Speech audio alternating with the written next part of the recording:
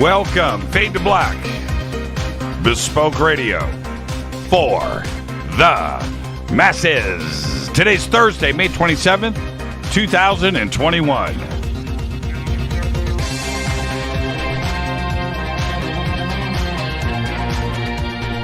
"148 days into the new year. Only 217 days left. We are live from a bunker somewhere in the middle of nowhere. A total undisclosed location. But it is beautiful. That's right.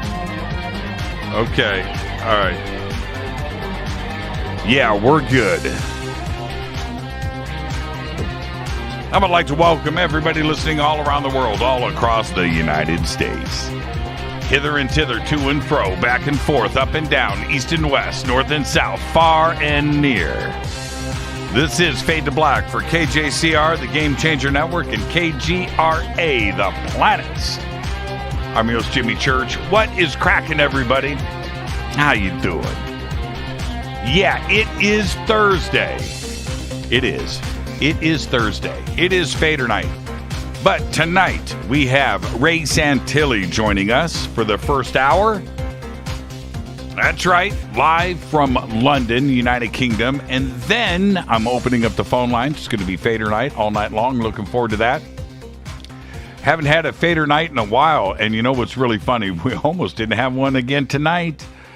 You know, it was one of those things I'm debating on how to do this, but then I thought, you know, Ray is coming in from London. It's very early in the morning over there, and so let's just let's do the right thing, and we'll just do an hour and make sure that we have Fadernight tonight for everybody. I missed it, but you know, last night we were able to extend the phones there for a minute after Sean Stone.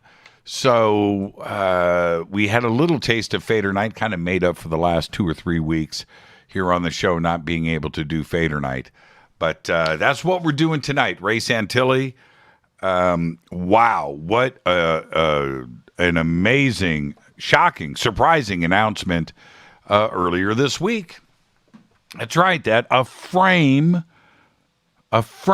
from the original Alien Autopsy film, the one that he bought in Florida and we'll be talking to Ray about this tonight, gets it back over to the UK, loads it up on a projector, hits go, and it disintegrates. And what is left was a few frames, and he always talked about that. Well, he's auctioning one of these off as an NFT with the real frame and the digitized file that goes into the blockchain and NFT. And so it's very interesting. Absolutely. So we'll be talking about all of that tonight with Ray Santilli. I've never had Ray on the show. I spoke to him earlier today. It's a very cool thing to be able to have Ray Santilli on the show. So that's at the bottom of the hour. And then Ray's going to be with us for 2 segments, and then, boom, opening up the phones. Okay, I can't even believe I'm announcing this. Today's the 27th. June 6th is like next week. Unbelievable. I will be at the UFO MegaCon in Laughlin, Nevada next weekend. Not this weekend. Don't go yet. But next weekend. Somebody pinch me. It's really happening. A live in-person conference, the UFO MegaCon. And I need you to go over to jimmychurchradio.com. It's LaughlinUFOMegaCon.com. That's the website. Go and get your tickets, get your rooms, get it booked, get it done now. And June 6th through the 12th, I'll see everybody there. It's going to be amazing. I'm hosting 2 panels, and I'm going to be doing some sky watching, and I might be doing some hosting throughout the week. I will be there all week. We have a booth. And, of course, there's a casino, there's restaurants, there's food, and there is friends. I cannot wait for it. I need this. I need this so bad. So I'll see everybody there. Follow me on Twitter at JChurchRadio. At JChurchRadio. The sandbox is hashtag F2B right there.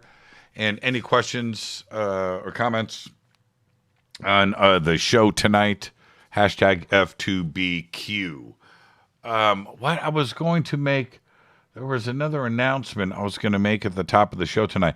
I just went over Christina Gomez. Now, she can't hear me right now, but I was just over. She popped up on Twitter and said, hey, all ladies right now on Zoom talking UFOs. And I said, I'm going to go check that out. And it was really cool. And I had to get back to the show. I could only hang out for like 5 or 10 minutes. And that's one of the reasons why I was rushing here right now, because I was over there hanging out. And it was just starting to get good, too. Man. All right. Let's see. Let's just get to the breaking news. Got a lot to do tonight. Ray Santilli with us at the bottom of the hour. Breaking news. Yesterday, the water level in Lake Mead, the largest U.S. reservoir, and fed by the Colorado River, fell below the elevation of 1,075 feet. It has hit that mark only a handful of times since the Hoover Dam was finished in the 1930s, but it always recovered very, very quickly. But this time around, the U.S. Bureau of Reclamation forecasts that the lake's levels to continue to decline without any sign of recovery through at least the end of 2022. If the next major study in August from the USBR projects water levels in the lake will be below 1,075 feet on January 1st, it would trigger the first ever shortage declaration on the Colorado River, meaning some communities would begin to see their water deliveries cut significantly next year. That's insane. A new poll. Now, I want everybody to just sit and listen to this. A new poll suggests that 15% of Americans support one of QAnon's conspiracy theories, that the government and media are controlled by a group of Satan-worshiping pedophiles. Released yesterday by the Public Religion Research Institute, the poll found that 15% of American adults believe the statement, quote, the government, media, and financial worlds in the United States are controlled by a group of Satan-worshiping pedophiles who run a global child sex trafficking operation, end quote. Among Republicans, belief in this statement rises to 23%. Among independents, it falls to 14%. And among Democrats, 8%. I'm just going to leave it right there. Just going to leave it right there. Let's get this show cracking. Happy birthday to today, Andre 3000. Andre 3000 is 46 years old. Susie and the Banshees, Susie Sue, today is 64. Neil Finn of Crowded House is 63. I went and watched a couple of videos today. I had to go watch Don't Dream It's Over, right? Something So Strong. I love Crowded House.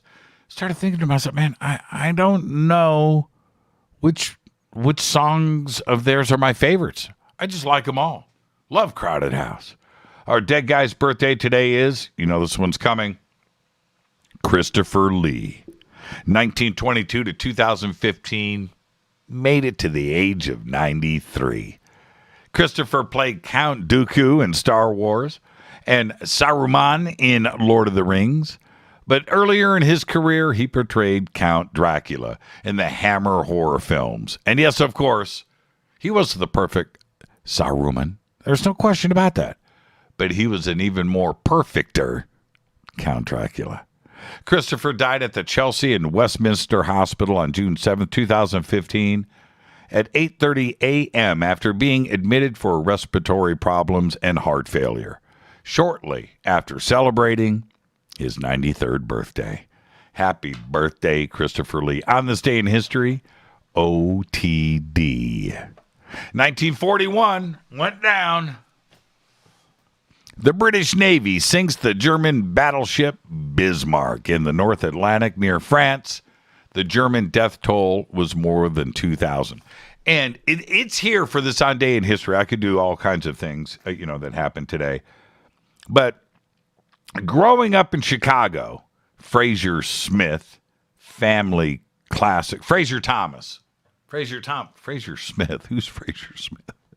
Fraser Thomas. Sunday nights. And they play that Sinking of the Bismarck like 3 times a year. And I just feel like I'm a historian because of Fraser Thomas. Family Classics in Chicago. There you go. Fader Fact. Oh, I don't have a Fader Fact today. I didn't do the fit. I don't have a Fader Fact. I don't have a Fader Fact. Fader Fact. Fader Fact. I need a fader. I need a what? I need a Fader Fact right now. I'm looking around. Fader Fact. My favorite scented candle is cucumber. God, this thing is just amazing. All right, there's your Fader Fact. I got it. Man, that smells just I'm normally burning that during the show, actually. Cucumber. All right. Tonight, Ray Santilli is joining us for the first hour. The Alien Autopsy film frame NFT auction. Who would have thunk? That's tonight on the show, and then we're opening up the phone lines because it's Thursday, and it is Fadernight. Look at Susie.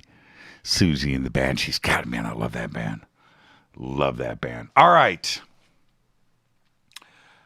Oh, River Moon Coffee.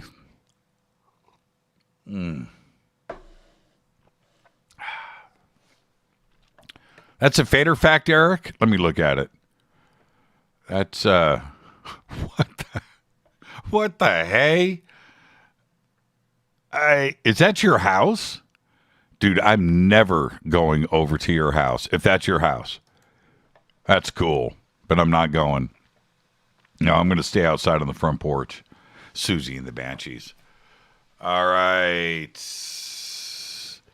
Chuckle says he's got a Fader Fact. Jay Church is the host with the most. Enough said. Thank you, man. That's cool. All right. RiverMoonWellness.com, River Moon Coffee. And, man, I talked to Ronnie McMullen today for a while.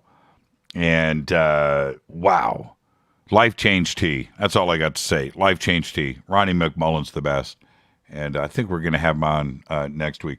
He's like, Jimmy, I got an idea. Let's do a full show together. Let's just talk UFOs. I'm like, I'm down. I'll do that with Ronnie. So we're going to do that real soon. I'm looking forward to that. All right. River Moon Wellness, Fade to Black Blend. And there you go. All right. So right now, yeah, I need a shot of coffee for what I'm about to do. All right. I am going to read the first section of the Black Vaults article that was published earlier today. The title, the headline on the article, Pentagon destroyed emails of former intelligence official tied to UFO investigation claims, by John Greenwald, May 27th, 2021. Now, I did let John know I was going to do this and kind of got his permission. I actually told him I was going to steal it and act like it's my own. I would never do that. I think about it. But I read this article today, spoke with John at length this morning, and this is disturbing. And I posted up on Twitter, and I think I bounced, excuse me, bounced it over to Facebook. And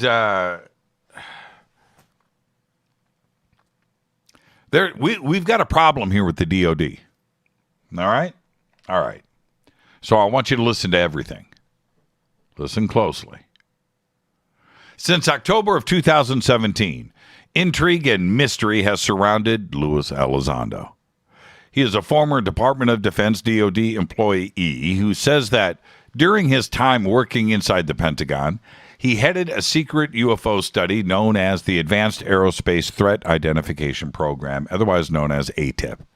His story quickly spread throughout the mainstream media, garnering international attention, and people became enthralled by the idea that behind the scenes, the U.S. government was actively investigating UFOs and most likely hiding everything it knew.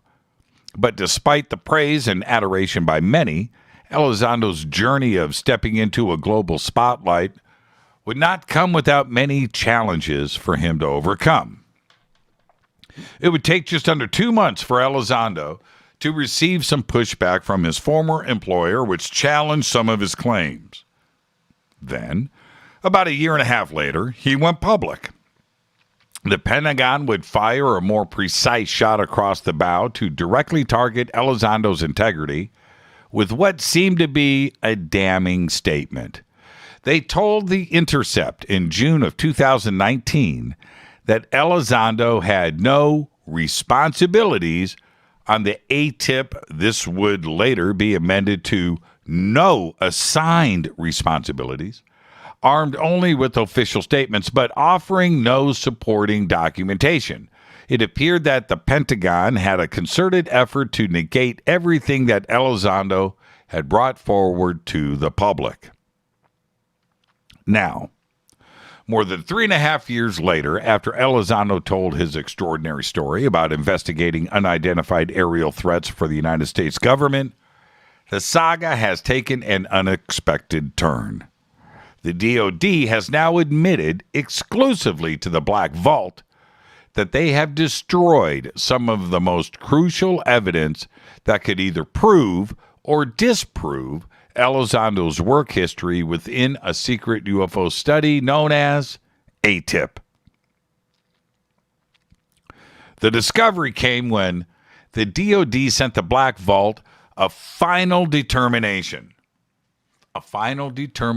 letter after 3 years of numerous FOIA requests and multiple appeals seeking out Elizondo's emails. Despite a number of those appeals being granted and what seemed like numerous wins for an effort to finally uncover the truth, the 3-year-long effort came to a dead end with the first of many remanded appeals was finally answered. Now, I am going to read to you all of what the DoD said. Quote, after thorough searches of electronic records and files of OUSD, INS, no records of the kind you described, Elizondo emails containing the word unidentified, could be identified. Please note that emails of former Department of Defense DoD employees are not retained unless they are considered historical records and retained by the National Records Center. There are currently no existing email accounts for Mr. Elizondo. We believe that search methods were appropriate and could be reasonably expected to produce the requested records if they existed. Period. End quote.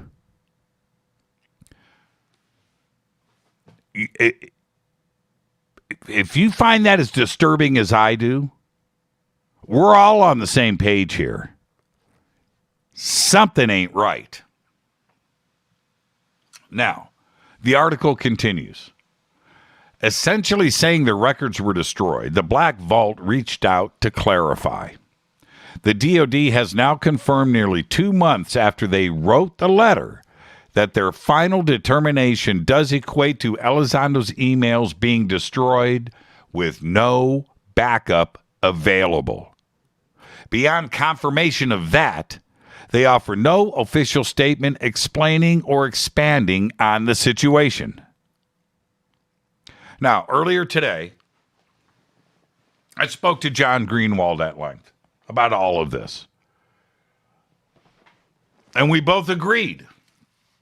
This now, right now, God, I'm just angry about this. Right now, this leaves everyone, Elizondo, the community, and the DoD. I need to stress this. This leaves everyone without the ability to prove or disprove anything.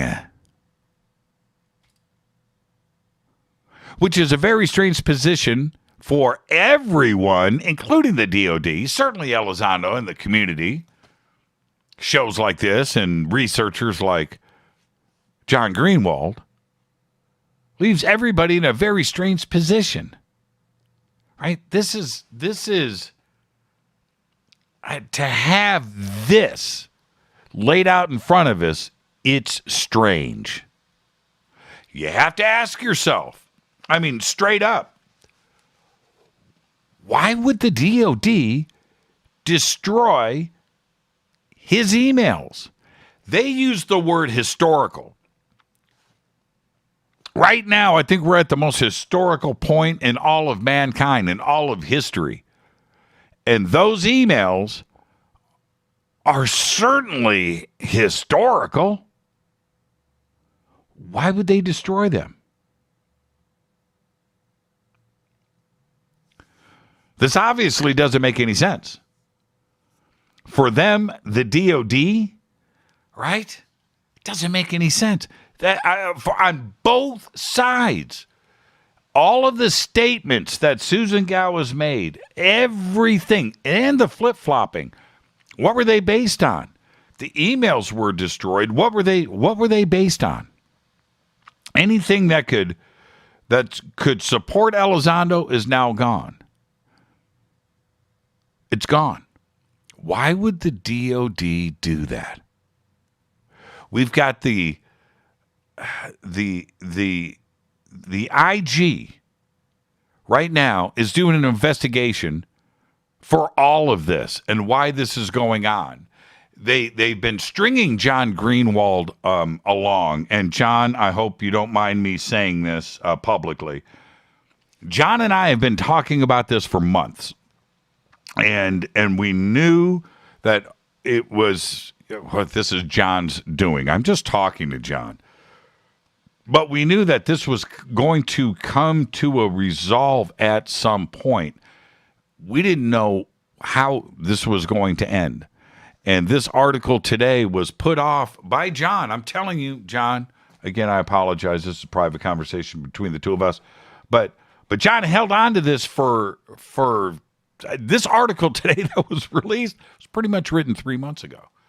And he was just waiting for the final determination, just trying to get to, it just seemed impossible, unfathomable that the DOD would destroy emails, and especially emails of that. And it's not just on Elizondo's defense here. This is very serious. It's not just the UFO issue, right? Lou was out there doing all kinds of things around the world that I would say would deem of a historical nature and would need to be retained for all sorts of reasons. And I don't want to get into those details, but he was doing stuff for this country in other countries, in the United States as well. But why destroy those? It doesn't make any sense. Not only on the DOD side, but now, where does this leave Lou? It's not a good situation. I'm shocked. I'm surprised about it. I just read you the opening first section of a very long, very comprehensive article by John Greenwald.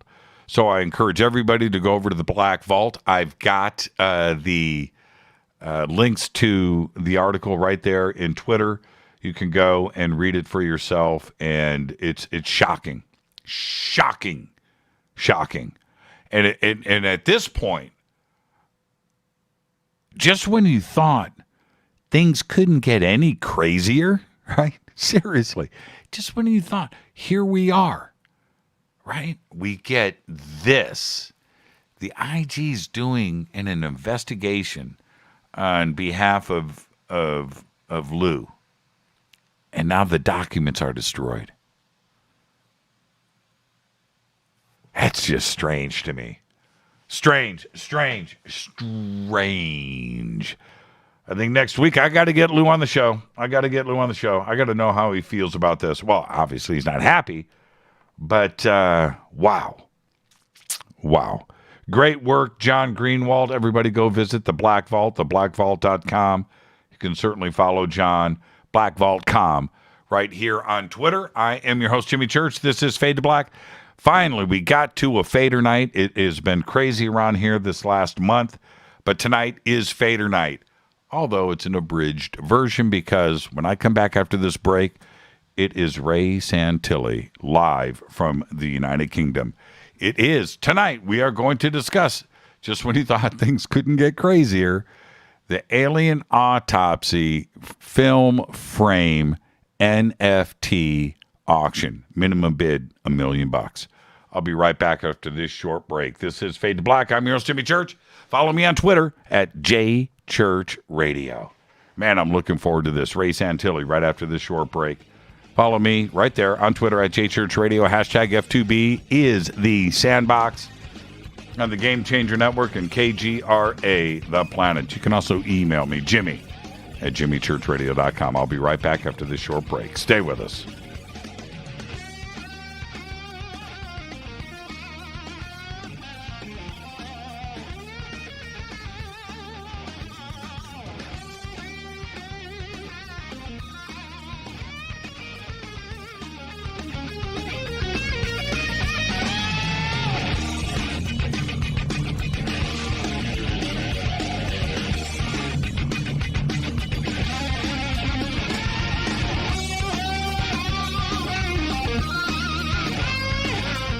This is Nicole Church, daughter of you-know-who, and you're listening to Fade to Black on jimmychurchradio.com and the Game Changer Network. You're listening to Jimmy Church, Fade to Black. Fade to Black will now pause for alien identification. The station that talks the net. KGRA Radio. This is Jimmy Church, and I'll be at the UFO MegaCon this June 6th through the 12th, 2021 in Laughlin, Nevada. The Laughlin UFO MegaCon is unique. It's 7 days of education and disclosure. It's unlike all other UFO conferences. The Laughlin UFO Mega Conference specializes in bringing you new people, offering new information and disclosure. All of this is offered at prices so low you can actually afford to be there. For instance, 7-night hotel packages, 1 or 2 people, start at just $320 inclusive. Education and disclosure is why the Laughlin UFO Mega Conference exists. Join us for all 7 days, or a half a week, or just a day or two, but join us. Go to LaughlinUFOMegaConference.com. Register now. The only thing keeping you from being with all of us is you. Just go to LaughlinUFOMegaConference.com.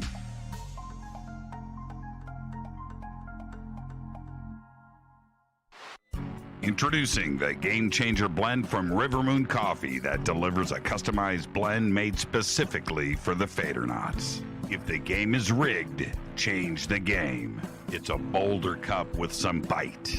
Game Changer is the coffee of choice for those that prefer an organic dark roast that is slightly lighter and milder, but it's still dark. With wild notes of pecans and chocolate with a rich, balanced, full-bodied cup that is roasted to perfection for a great coffee to start your day, as an after-dinner coffee or anywhere in between. Artisan, small batch roasted to perfection. USDA certified organic, all River Moon coffee is freshly roasted and packaged in the USA. Just go to rivermooncoffee.com or click on the banners over on our site and use the promo code F2BBLEND for 15% off of your order today. rivermooncoffee.com. This is the only way forward. This is Fade to Black. Make contact. KGRARadio.com. This is Jimmy Church of Fade to Black, and you can get our podcast for just $2 per month. All you have to do is click on the podcast banner over at jimmychurchradio.com. Hi, folks. It's troubling times, and fear is pushing emotions, which in turn pushes health the wrong direction. Do you ever get an ache because life is uneasy? Try Life Change Tea at getthetea.com. Life Change Tea works on your digestive tract, helping to move food through quicker and comfortably so your health is spot on. Life Change Tea may not help with world issues, but it will help with your digestive issues. A glass a day helps keep the intruders away. So, change your life today. Log on to getthetea.com. That's getthetea.com. If your health game is off, get on by ordering Life Change Tea. Getthetea.com. And while you're on our site, look around at the great non-GMO organic supplements. And if you're a sales shopper, go to our specials page and see what's for you. I've been drinking the tea for 12 years and I'm sure glad for its health benefits. Again, that's getthetea.com. Getthetea.com. The tea that makes you go. Fadernauts. When you think about the future of our country and where we're headed, do you wonder about the food supply? I do. Disruptions in the food supply chain could be disastrous, and they usually occur with little warning. That's why the smartest thing you can do today is to stockpile emergency food, water, and other essentials. I personally recommend My Patriot Supply. They're the nation's largest emergency preparedness company, serving millions of customers for more than a decade. In fact, they're the only source my family trusts for our preparedness plan. You should too. Right now, save 20% off a full 4-week supply of delicious meals that provide 2,000 calories a day. Saving 20% helps too, doesn't it? Especially now. So go to preparewithjimmy.com and get ready. That's preparewithjimmy.com. There's no time to lose. Do it now. 9 out of 10 geneticists agree. Fade to Black is not your father's radio show on the Game Changer Radio Network and KGRA, The Planet. Hi, this is Rob Reiner from Anvil, and you're listening to JimmyChurchRadio.com. What's up? I'm Chris. What up? This is Kyle Massey, and you're listening to Jimmy Church Radio.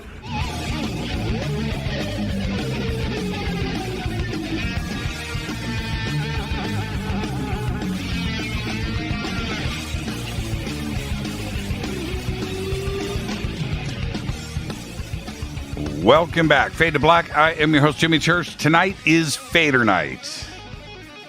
Not just any Fadernight. Tonight, for the first hour, we have Ray Santilli with us, live from London, and it just takes me right back to 1995 and thinking about the hysteria, the craziness that the UFO community and the rest of the world went through with the Alien Autopsy film. Ray Santilli, of course, one of the principals behind it. And everything that followed. It is an incredible story, an incredible journey for Ray. And I've always have looked forward to having Ray on the show, and we finally got to do that tonight. Ray, welcome all the way from London. How are you? Well, for you this morning. How are you doing? Yeah, good morning from London. It's 3:30 in the morning, so it's time I'm normally in bed, but it's good to talk to you. Yeah, it's and thank you. And I know that we put this together really quickly, and I want to thank Dave Altman, of course, for doing everything to get this together. But it is an important time. Now, before we discuss what is happening right now with the auction, which is absolutely incredible. This is my first opportunity to talk to you. Well, besides earlier today, but this is the second time, right? And but I have to ask you the one question that I've always thought about with you, which is if you go back, you go back to the before the craziness started. Did you have any idea? I mean, because you were in the entertainment industry anyway. Back then, but did you have any idea what was about to happen? No. If we go back 25, nearly 30 years now, to 1992, right, when we first came across the footage, Roswell wasn't a household name. The whole thing really was quite far away from the public psyche, and when we first came across the footage, it was interesting, but we had no idea that it would kick off the way that it did and spark all the worldwide interest. I was not particularly into UFOs. It wasn't a subject that I had any real knowledge of. And the whole thing, was a roller coaster. And we learned as we went along with the project, that the whole UFO community is almost like a business in itself as well, and we were treading on people's toes. We had this hot property, which at the beginning the UFO community, wanted, but certainly the dignitaries within the UFO community wanted to get involved with it. And when we decided that, we'll handle it ourselves, they became our enemy. So we were fighting, the senior hierarchy in the UFO community, which treated ufology as a business with their trade fairs and so forth. And, we were trying to get this film to market. And, we found ourselves in basically what was a street fight worldwide, for a number of years. Now, and of course, when as this starts to spin out of control, it's the media, it's networks, there's money, there's kind of it is. Well, we had no problem with the networks or with the media. It was the UFO community and the dignitaries within the community that we had our problems. How did you? It's like a bucking bronco, right? Yeah. How do you tame that? I guess you probably don't. No, you don't. You just hold on and hope you don't get bumped too much. But no, the footage itself, when we first came across it, was just the most remarkable film. We didn't know if it was an alien autopsy. We weren't around in 1947, but on good faith, based on everything that the cameraman had said and what we could see on film, we knew it was certainly not normal. And we took his story, and all we did was relay the facts as presented to us. And then the roller coaster started. Now, I'm sure you would have done a lot of things differently, certainly, with what you know now and the way that the film disintegrated, and you wouldn't have gone down that road. And we may still have the film today if it was different. But that being said, you had always stated that, after the disclosure part of it came out, that there were a few frames that were included in the film that you created, right? There's that part. Absolutely, yes. Right? Now, the film frame that I have seen that is up right now on the auction website, that film frame is there. Why do this now? Why not have that film frame out in the public domain for whatever reason 20 years ago, 15 years ago? Why now? I think really it's commercial. I've got a few frames left, and we decided that the reason really to do it now is because the NFT world has just kicked off. There's a lot of interest in that kind of product, and it's purely commercial. I've got there's no reason not to do it, and I do know that the UFO community and the general media would like a frame, and if I'm going to release it, I might as well do it in the most commercially efficient way possible. So the NFT market, which at the moment seems to be exploding, seems a reasonably good platform to do it. You know what? That's the most honest answer I can think of. I'm going to be straight with you. I'm getting old. It's the last spin of the dice. So I thought maybe I'll just give it a run and see what happens. Well, there you go. Now, here's the next series of questions, and some of them are pretty obvious. After everything that you have gone through, now coming out with this now, everybody is going to be scrutinizing this situation. What is about to happen. So I don't believe that. Are you prepared for that? There's going to be the debunkers, the skeptics. So here we go again with Ray Santilli, right? Well, there's nothing more I can say really to anyone, because everyone knows the story. The frame is there, and actually the frame will probably answer a lot of questions for a lot of people, and actually it may calm things down a bit, because there is no further information. The frame is the final piece of evidence, and it's there now, and it can be scrutinized, and all questions are answered. Really, there's nothing. I have nothing more to offer. This is it. Yeah, here's the physical frame. Right. There you go. Examine it as much as you like. and take over the project. Now, this you is know, people should ask more of the government. They should ask more about what really happened in 1947. Should really, you know, I know the Pentagon are going to be releasing more papers in a couple of weeks' time to do with the whole situation regarding UFOs. I think there's a lot of information about to come out. With the release of the frame, that's the final piece of evidence I can throw into the discussion. As I thought about this, I backed up, and I'm going to give you a quick 10-second analysis, and then I want your comment on it. The alien is in this film, right? Yes. So how did it get there? I'm asking myself this, right? Okay. So it got shot on this film, and the film, it has the codes on it that were dated from Kodak, right? That go back to 1947. Yeah, 1947. There's only one way for that to be on this film, and that is that it was shot then. Unless, right, on a camera, unless you or somebody else got old film stock and then shot it, which is probably harder to do than acquire a piece of film that was shot in 1947. Well, firstly, I don't know whether film from 1947 used in the 1990s would react the same way, and whether it even still be viable.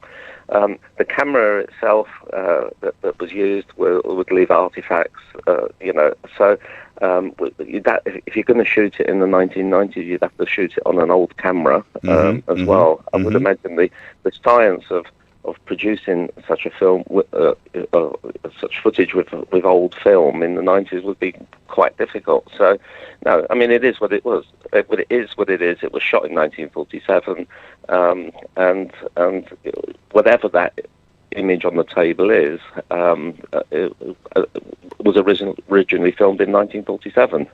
Now, I've never said it was an alien because you can't say it's an alien. You don't know what it is, but it is certainly a creature, and not particularly human-looking. Now, I only know from the couple of movies that I've seen and the one comedy that was done, which was actually a very good film, I might add. I only know that in your previous interviews. So let's help me walk through this.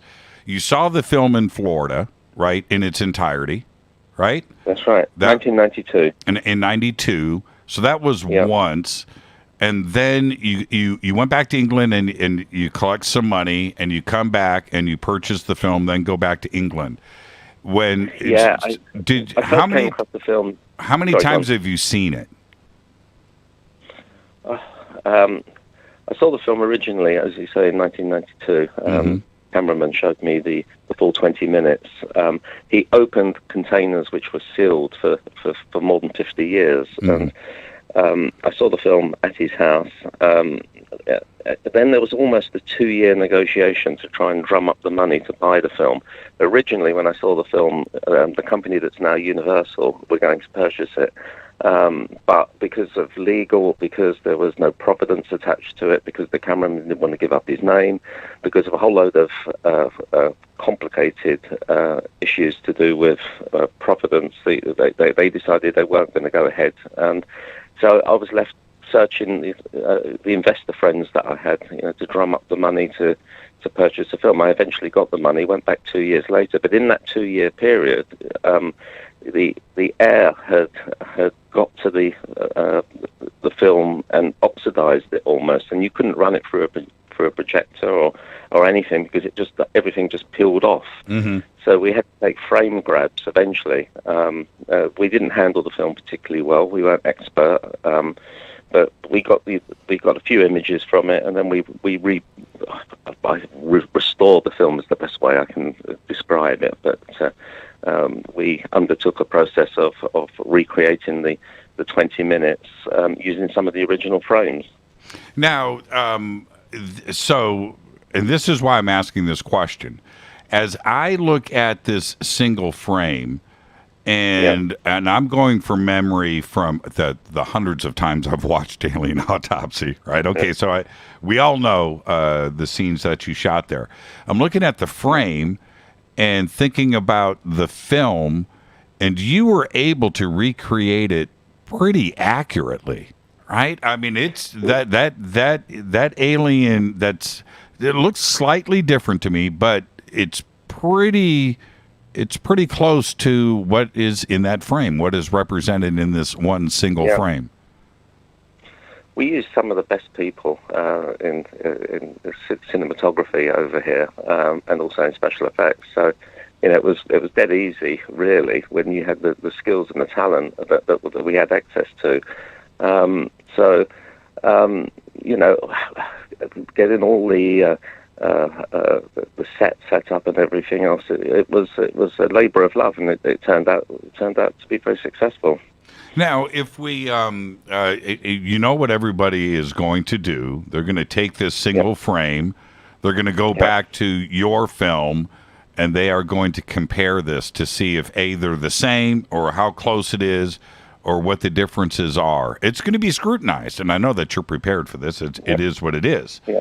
It is what it is. You've absolutely hit the nail on the head. I can't change what's on there. Now, but nobody is going to step forward and show that the frame that is up for auction is identical or pulled from your film. The recreation, I should say. I mean, that would be impossible. No, that's not entirely true, because that frame is within the film. Well, they would have to grab that specific, right? That specific frame. And that is, I believe that is possible. You think so? Okay. Yeah. Okay. I didn't think about doing that. I do have a copy of the film. How many frames are in if you look at the start of the film, it's right at the front end. Right. I got you. Now, okay, so moving on from this to where we are today, and then we'll pick up with everything after the break. There was a little bit of drama, right? And there's got to be more drama over the where with the website and the hosting for the auction. Bizarre. Yeah, you're talking about the collapse of the website. Yes, last night. Of course. What happened? Totally bizarre. You couldn't make it up, honestly. We're almost, I think, 10 minutes from the end of the campaign, and the site crashes. Obviously, all the conspiracy theorists out there are saying that it was brought down because of this one auction, but who knows? I mean, it was just bizarre. So it's kicked off again. It's up there. A lot of interest, and I expect that this weekend will be a rather unusual one for me. Now, and they extended, right? That's right. They had to, because they lost everything, all the information, everything had just gone, and so we've kicked off again. Oh, you have to start back at zero.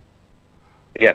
Or not back at zero, but you have to start over, I should say. Yeah, so we had to restart the auction. Now, what about the valuation? I'm very curious about that. I look at the valuation and I think that it's low, but then I think, well, I don't know, it's kind of high. So it's probably, if authentic, the most important piece maybe in all of human history, right? So what would the value of that be? I suppose it's subjective. Anyone that has an interest in the subject, it's going to be hugely valuable. And it's like any collectible, I suppose. I mean, the value is determined by the buyer. And so I've set a minimum. That's not the price we're selling it at. I guess it's the minimum, but I'm expecting it to achieve maybe 5-10 times that figure. You think it'll get to 10 million? I think it should go a lot higher than the minimum that's been set. It's like any auction. Mm-hmm. Anything goes into auction, it has a minimum. I'd be sorry to see it go at that price. I think it's worth more. but we're talking to people in the collectibles world and talking to people at Rareable and so forth. We came up with what we thought was an achievable minimum, but we think it will go for a lot more. Now, what does the winner get? See, this is why the whole NFT world is quite interesting, because apart from the token, which is really a sort of form of crypto, which is why people enter the NFT market, we're also sending them the physical items, so they will get the physical frame. They can then take that frame and do what they like with it. And the NFT, the digital file itself, and this is where I'm totally intrigued and interested in this new thing that is going on. It is entered, that digital file is entered into the blockchain. It is marked as the original. Nobody else can have the original digital file. Yeah. Right? Yeah. There could be millions of copies of it. That's correct. Right. That's correct. So they get the original digital file, which then becomes the token is a form of currency in itself, and then they get the frame. It's a double whammy for whoever ends up purchasing it. Now, here's the next thing before the break. We've got about 3 minutes, Ray. Okay. Is proof of authenticity. Right. Well, obviously, you could create a certificate. You can sign it, Ray Santilli. Right. This is my frame. Yeah. But how else do you prove this, or what documentation comes along and is given to the winner?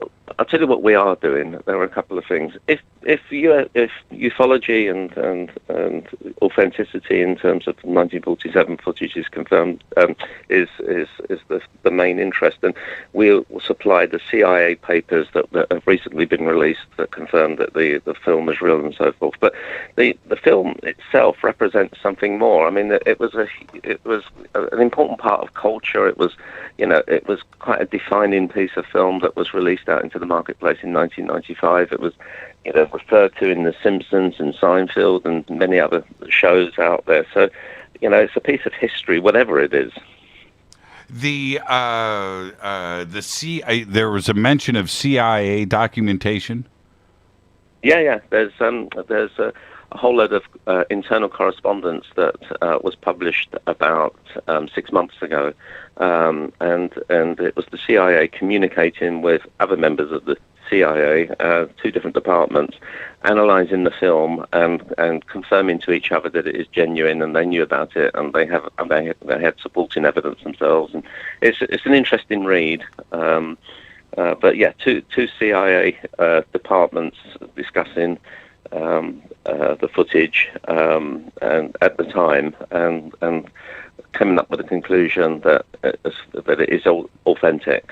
Now, it sounds like, are you talking about when Kit Green was emailing back and forth with his buddies Hal Puthoff and the crew?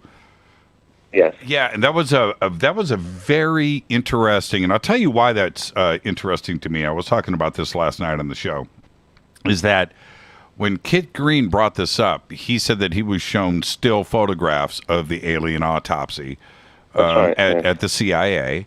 And then the film comes out. He sees the film and remembers the images that he saw, and he says, "Hey, well, you know what? I that film may be authentic because it's nearly identical to what I was shown in still photographs at the CIA." And that was pretty interesting because it goes back to what I'm seeing in your frame. Right, in the single frame. And this is what I mentioned last night on the show, Ray, is that the frame, I know the film, right? Just like what Kit Green said. I know the film, I see the frame, and I see the resemblance. My question is, how did this frame get filmed? And that's where I have to step back and say there might be something, this may be authentic. This may be exactly what it's supposed to be. It's pretty amazing to me. Yeah. Sometimes the simplest answer is the right answer, rather than trying to overcomplicate it. Right, you're right. So, and I can't really say more than that. It is what it is. Now, Ray, I want you to stay right there. We're going to come back after the break, And I'm going to ask you some fun questions, okay? Okay. We're going to have some fun when we come back. I look forward to it. Yeah, absolutely. And then I can go back to bed. Yes. Okay. Thank you so much for this, too, by the way. This is Fade to Black. I am your host, Jimmy Church.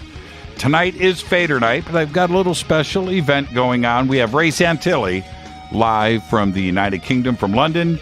This is Fade to Black on the Game Changer Network and KGRA The Planet. I'm your host, Jimmy Church. We'll be right back after this short break. Stay with us.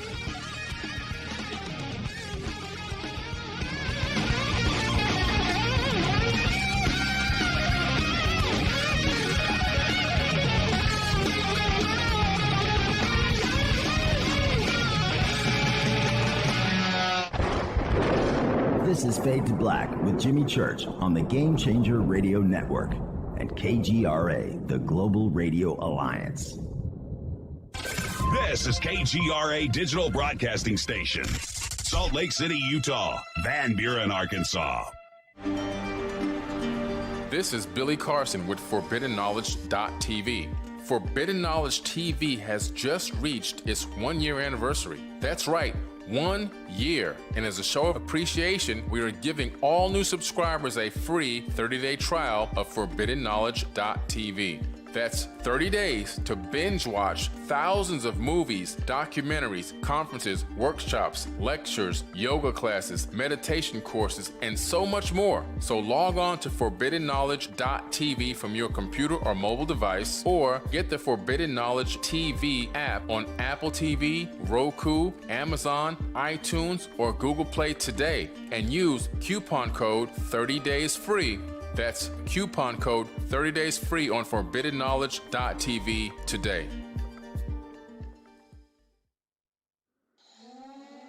Listen, I know, and you know, that you've always wanted your first crystal skull. Or maybe you're a collector just like me, but you just don't know where to go to find the real thing. Then I met Carolyn Ford over at EinsteinTheCrystalSkull.com. Carolyn is the guardian of Einstein, one of the most respected ancient crystal skulls in the world. All of her unique skulls have been imprinted sitting with Einstein in his sacred lodge and are carved from the finest gemstone and materials. Imprinting is the process of receiving the ancient wisdom from the master skull or master computer. Einstein, the ancient crystal skull. To see Carolyn's current collection of crystal skulls, just visit her store at EinsteinTheCrystalSkull.com or click on the banner over on our site. Don't forget to use the promo code JIMMY at checkout to receive 10% off of your order today. That's promo code JIMMY. Finding your first or next crystal skull is easy. Just visit EinsteinTheCrystalSkull.com. When you take the beans from Central America with dashes of Indonesian and African mixed in and then roasted to the dark side of Fade to Black, you create the ultimate brew of fringe. Introducing the Fade to Black blend from Rivermoon Coffee. Yes, Rivermoon's darkest customized roast was created for the love of Fade to Black. The alchemy of masterful roasting and smoking the beans is in every sip of this full-bodied, dark Java. I need my coffee dark, deep, with distinct bittersweet chocolate highlights, just like the bunker. Leaning further into the darkness of the roast is Fade to Black blend from Rivermoon Coffee. Just click on the banner at jimmychurchradio.com and use the promo code F2BBLEND for 15% off of your order today. Hello, I'm Katie, and you're listening to my main man, Jimmy Church, on jimmychurchradio.com. Hi, this is Ray Santilli here, repping the planet, and you're listening to my good friend, Jimmy Church, Fade to Black, on the Game Changer Network and the KGRA Digital Broadcast Station. This is Toby Kebbell. You're listening to JimmyChurchRadio.com. Don't hurt me, Jimmy. I'm only little. Hey, I'm Adrian Grenier. And this is Ari Gold. We're the Honey Brothers. We're of the Honey Brothers. Hey, I'm Adrian Grenier. And I'm Ari Gold. We're the Honey Brothers. And you're listening to Jimmy Church. The Revolution. This is Jimmy Church of Fade to Black, and you can become an official Fadernaut by just going to our membership section at jimmychurchradio.com. Hello, this is Serena Wright-Taylor from Conscious Life Expo, and you're listening to Fade to Black with Jimmy Church, who holds the Lucky Pony record for the best astrological chart since 1963. True story. This is Micah Hanks of the Gralien Report, and you're listening to Jimmy Church on Fade to Black, across the globe on the Game Changer Radio Network and the one and only KGRA Radio, The Planet.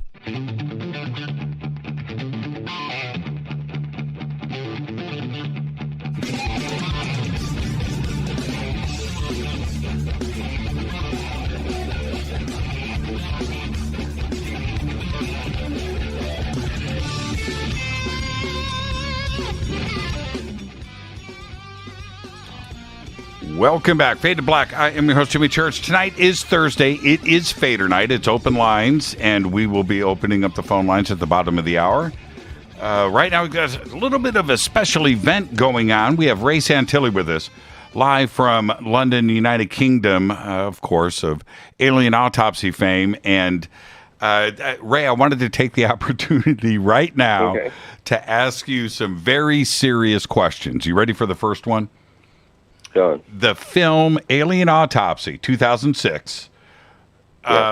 Brilliant film. Brilliant, start to finish. How accurate is it? The base story is totally accurate. In actual fact, it was originally written as a drama, and because of a variety of issues that occurred with the cast, that it was only turned into a comedy because of difficulty in pursuing the original intended cast. So it was converted into a comedy at the last minute. That's all I can say. But the base story is absolutely true. It felt like a documentary, and let me tell you why. I'm being very serious. The journey that the two of you went through had to have the elements of comedy that play out in this film. Well, be serious with me, Ray. No, it was quite the opposite. In '95, when we first marketed that film, I mean, it became like a chase like out of 24. It was really quite dark. But when you wrote it down afterwards as a screenplay, it looked too bizarre to be real. So it was turned into a comedy. But it was actually a lot more serious at the time. It was all quite dark. I mean, we had at the time when we had the footage and we were about to release it, we had our homes and offices broken into. We had all sorts of people stalking us.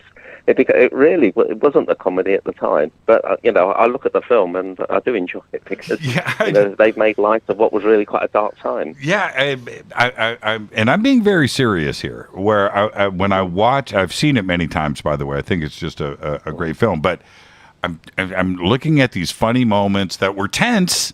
Right? But there were these funny moments, and I just had to sit back and go, you know what? I bet that's exactly how it went down. It was something that was out of control with some very unique individuals. And, Now, I wanted to ask you about Bill Pullman's character. How accurate was that? If I have to be honest with you, in the real story, that there wasn't a Bill Pullman character. He was the person in the screenplay that held the story together because he was asking the questions. So there wasn't a Bill Pullman in the real story. You just killed one of my fondest memories. I was thinking. Oh, I'm sorry. But in telling the story on screen, there had to be a sort of common thread, and the character being the journalist and asking the questions was the best way to tell the story. Yeah, now that makes sense. I guess Hollywood has to step in at some point, of course. Now, the other characters are all correct. Well, and then you go on screen, at the end. And speak about the journey and what this film is and things. And I felt like it was a point for you to speak about this publicly. Is that why you chose to appear at the end of the film? Yeah, the most important message to come from the movie itself, and I know it ended up being a comedy, is that the original story is true. The events of 1947 resulted in the footage that we were marketing at the time, or the reason for the marketing of the footage at the time, and I wanted the world to realise that. I know that there were debunkers out there and people that just felt that the whole thing was a hoax, but fundamentally the whole thing was true. Well, and that's because for me, your audience isn't necessarily a ufologist, right? This is a comedy film, right? Major release, and they may not know the story at all. They may not even know. And then you come in at the end and go, well, man, this is all real. Right? This really happened. The most bizarre thing, honestly, was getting the film back to the UK, having everyone sit down, running the film up, and then realising that most of the image had perished, in those 2 years. And then, there was this panic and this sort of, we scrabbled around to try and work out what to do, and then came up with this wonderful inspirational idea of restoring it. My argument is, if you look at all the major works of paintings that are in galleries around the world by Leonardo da Vinci and so forth, very little of what you actually see of that image was created by the original artist, because it's been painted over so many times by people that have restored it. So to restore film in the way that we did is not something that hasn't been done before on other formats. Now, there's a couple of other things that I need clarification on. I find very, very interesting. You have said over the years that this is a very short part of the film, but there were scenes of the crashed saucer as well. Can you describe what you saw in those scenes? Debris. There was reels of debris being collected, being examined, and there was one part of that we did include in the footage that was marketed in 1995, and we still have some of that footage as well. But it's not particularly interesting because you can't really see what the people are examining, but. The debris where you could see what we thought were control panels, or what we could see were items that were lit up within a tent.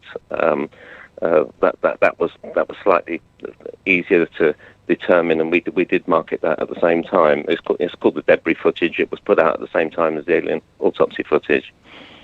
Were there any? I understand the crash debris. Was there any structure to the craft? Was there anything that was more complete? No, not. All we had were the medical examinations and debris. Those were the two groups of film that we had. There was other footage of just. What's the best way to describe it? It's just military and people talking and so forth. You can't hear them because there's no audio. So there was random other shots which meant very little to anyone, which we didn't use. Now back to the control panels, and I'm going off of memory now. Were there two or was there one? Was there two? There was two. There was two. Now, how accurate are those? You know what I mean? Accurate to what? Well, there's what is in the original documentary, and then what you saw in the film, what you witnessed in the film, I should say. How? That's a different film. The debris film was all part of what was given to us at the time, and that remains as it is.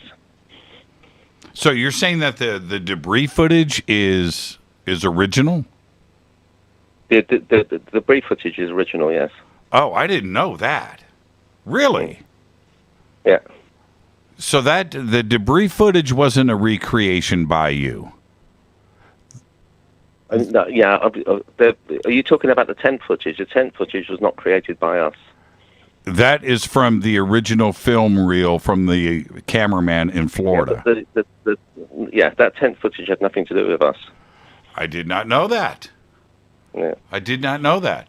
So the control panels that we see, right, with the handprints. Well, we actually, to be honest, we don't know that they're control panels. They were just panels, with handprint sort of markings on them. Mm-hmm. People call them control panels. We can't say that they were control panels. We don't know. Right. No, I didn't know that was from the original. I did not know. I thought that was recreation too as well.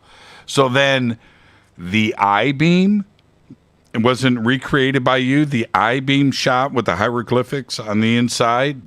That is from an original piece of film? Yes. No kidding. Huh.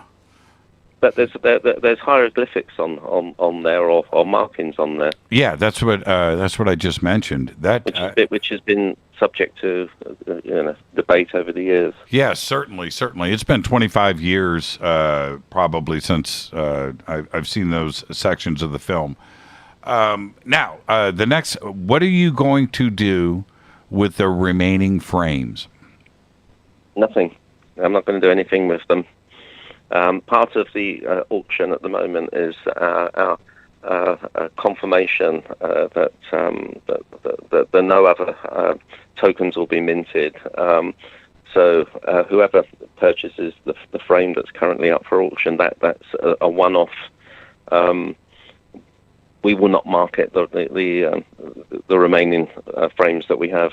Are the remaining frames from the same section of film, or are they from different scenes? They're from different scenes. And what can you tell me what they show? You've got my attention right now, Ray. What's in the other frames? The 20 minutes of the footage that was marketed shows the dissection of the creature at various different stages, and we've got odd frames here and there from the whole 20 minutes, if you like. So.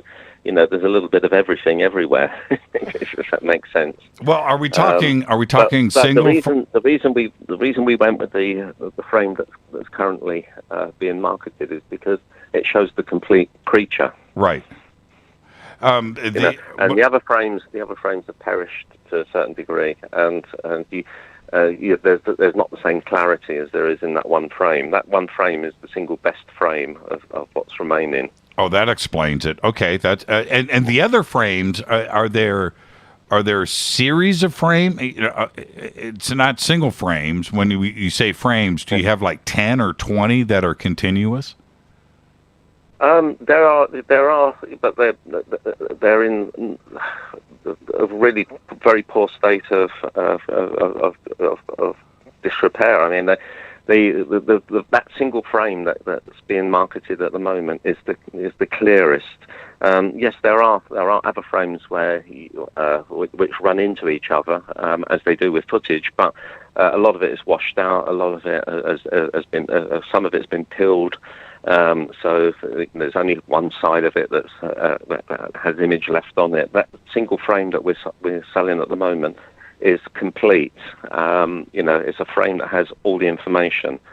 So anyone that's particularly interested or a collector can look at that frame, and it has all the information in that one frame that allowed us to make the film that we did.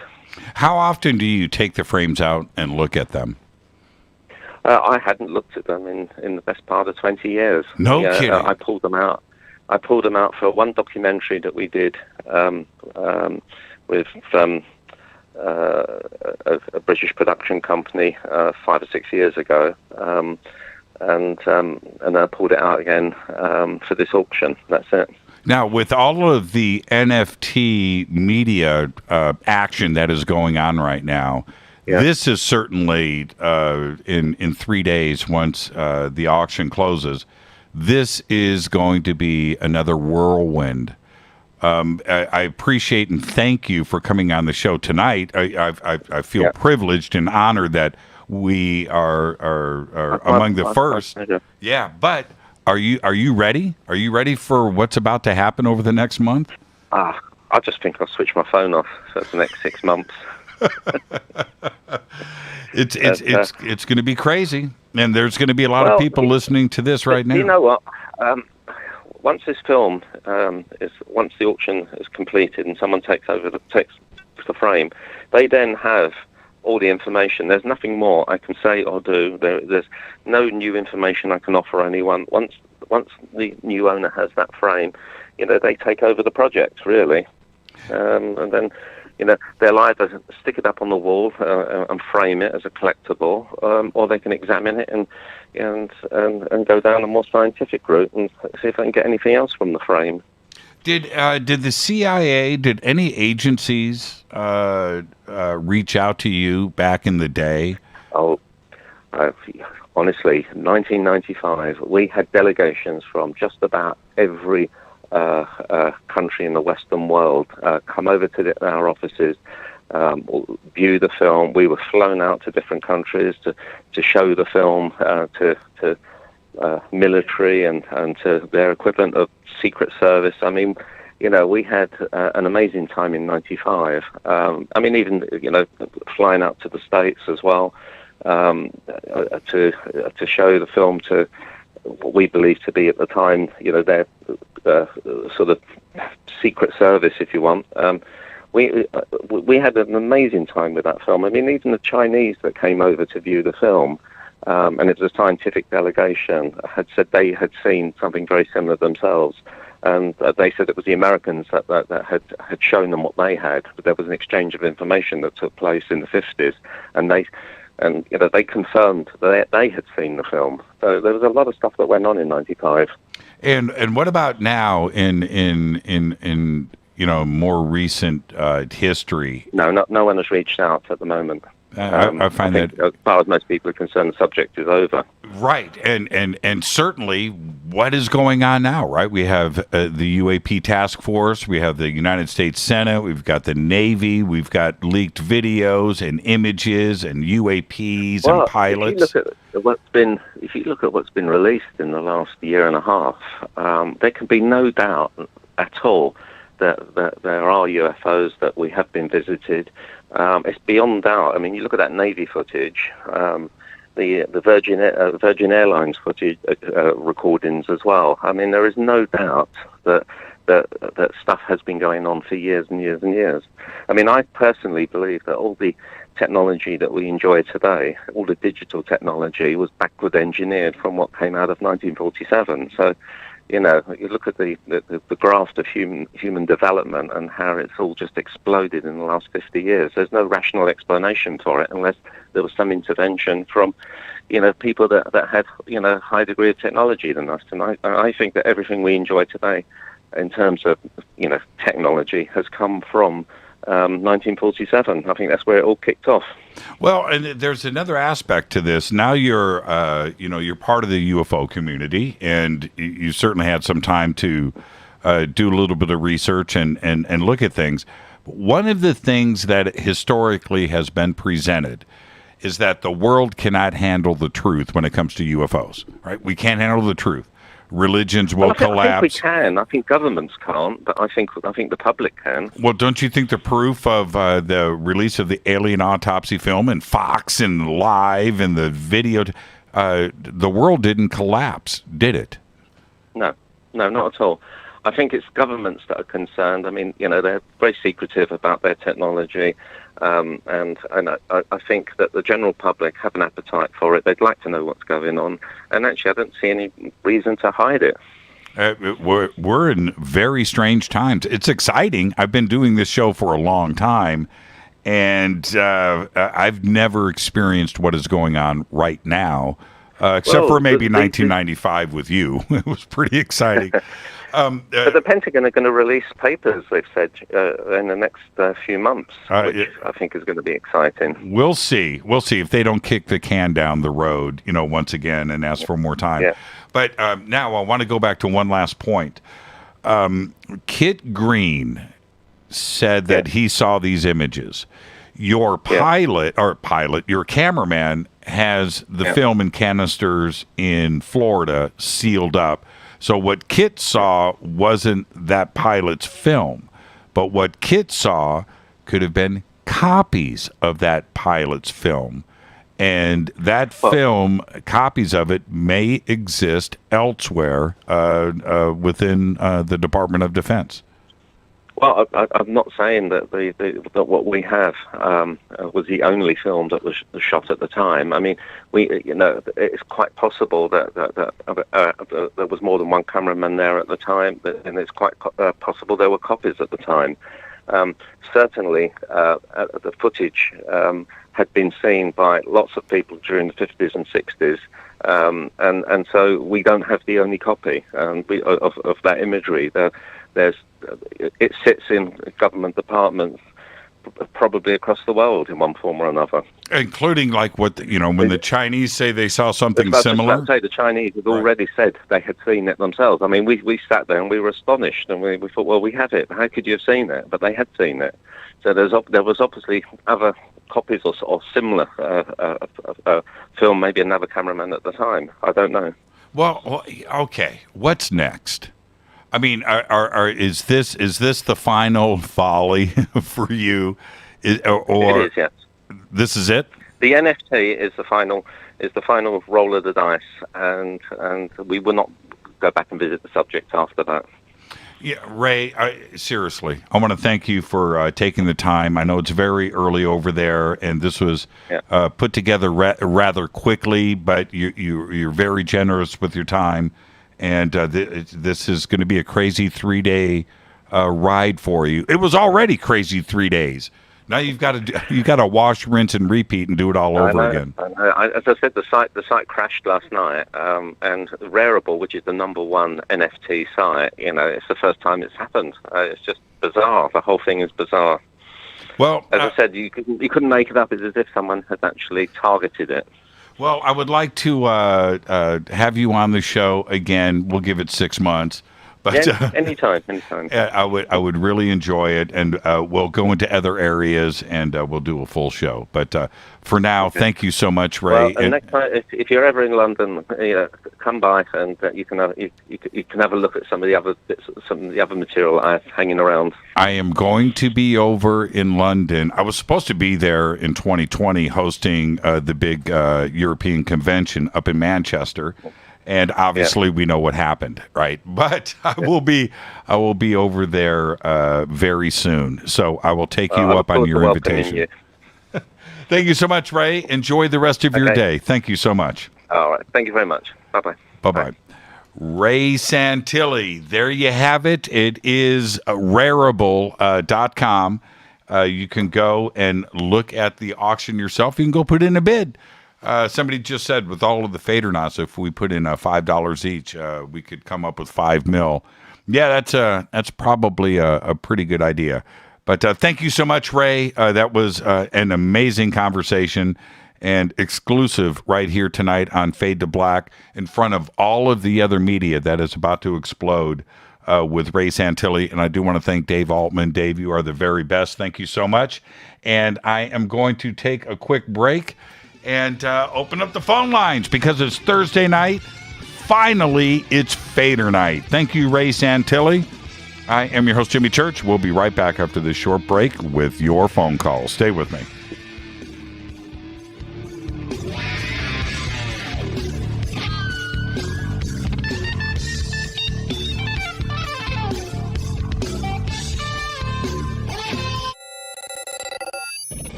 Way out here, we listen to Jimmy Church. You're listening to Fade to Black.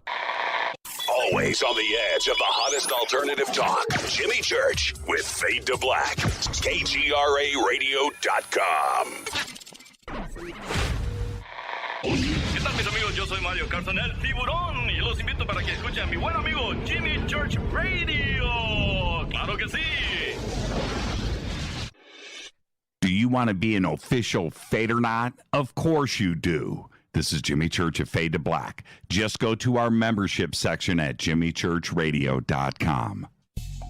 This is Jimmy Church, and I'll be at the UFO MegaCon this June 6th through the 12th, 2021 in Laughlin, Nevada. The Laughlin UFO MegaCon is unique. It's 7 days of education and disclosure. It's unlike all other UFO conferences. The Laughlin UFO Mega Conference specializes in bringing you new people, offering new information and disclosure.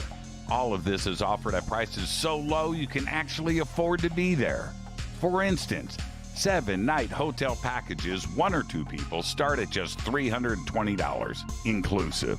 Education and disclosure is why the Laughlin UFO Mega Conference exists. Join us for all 7 days, or a half a week, or just a day or two, but join us. Go to LaughlinUFOMegaConference.com. Register now. The only thing keeping you from being with all of us is you. Just go to LaughlinUFOMegaConference.com.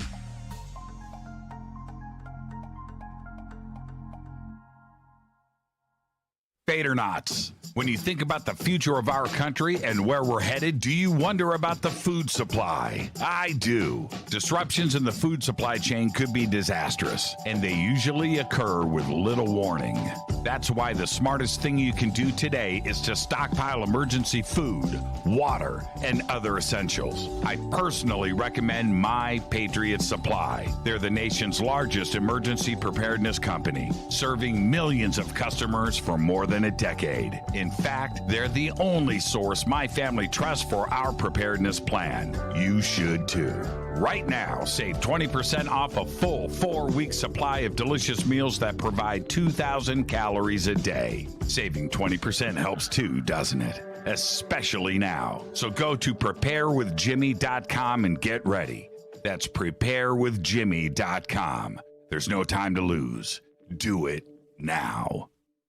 So, you love talk radio? Then you'll love TalkStreamLive.com. TalkStream Live is always on, 24/7, with the best streaming talk shows. Find your favorite talkers and discover some new ones. It's free, readily available online or on mobile with any smartphone or tablet. Finding your favorite talk shows all in one place has gotten a whole lot easier. Just go to TalkStreamLive.com. Be sure to download the free apps from Google Play or the iTunes App Store. You listen to us, and we listen to you. And so does the CIA. KGRARadio.com. You are listening to Fade to Black with Jimmy Church on the Game Changer Network. Oi, oi, I'm Reese Evans. You're listening to Jimmy Church. This is Revolution. The revolution will not be televised. The revolution is on radio. Ciao.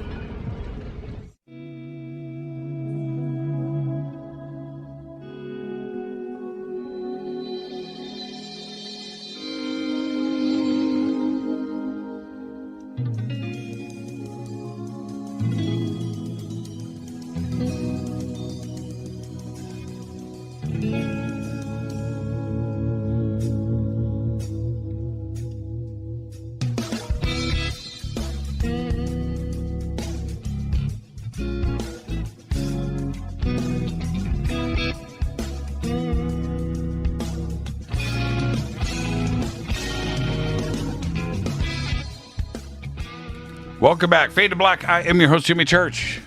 Hanging out in YouTube, giving people the axe. I got the power. I can click.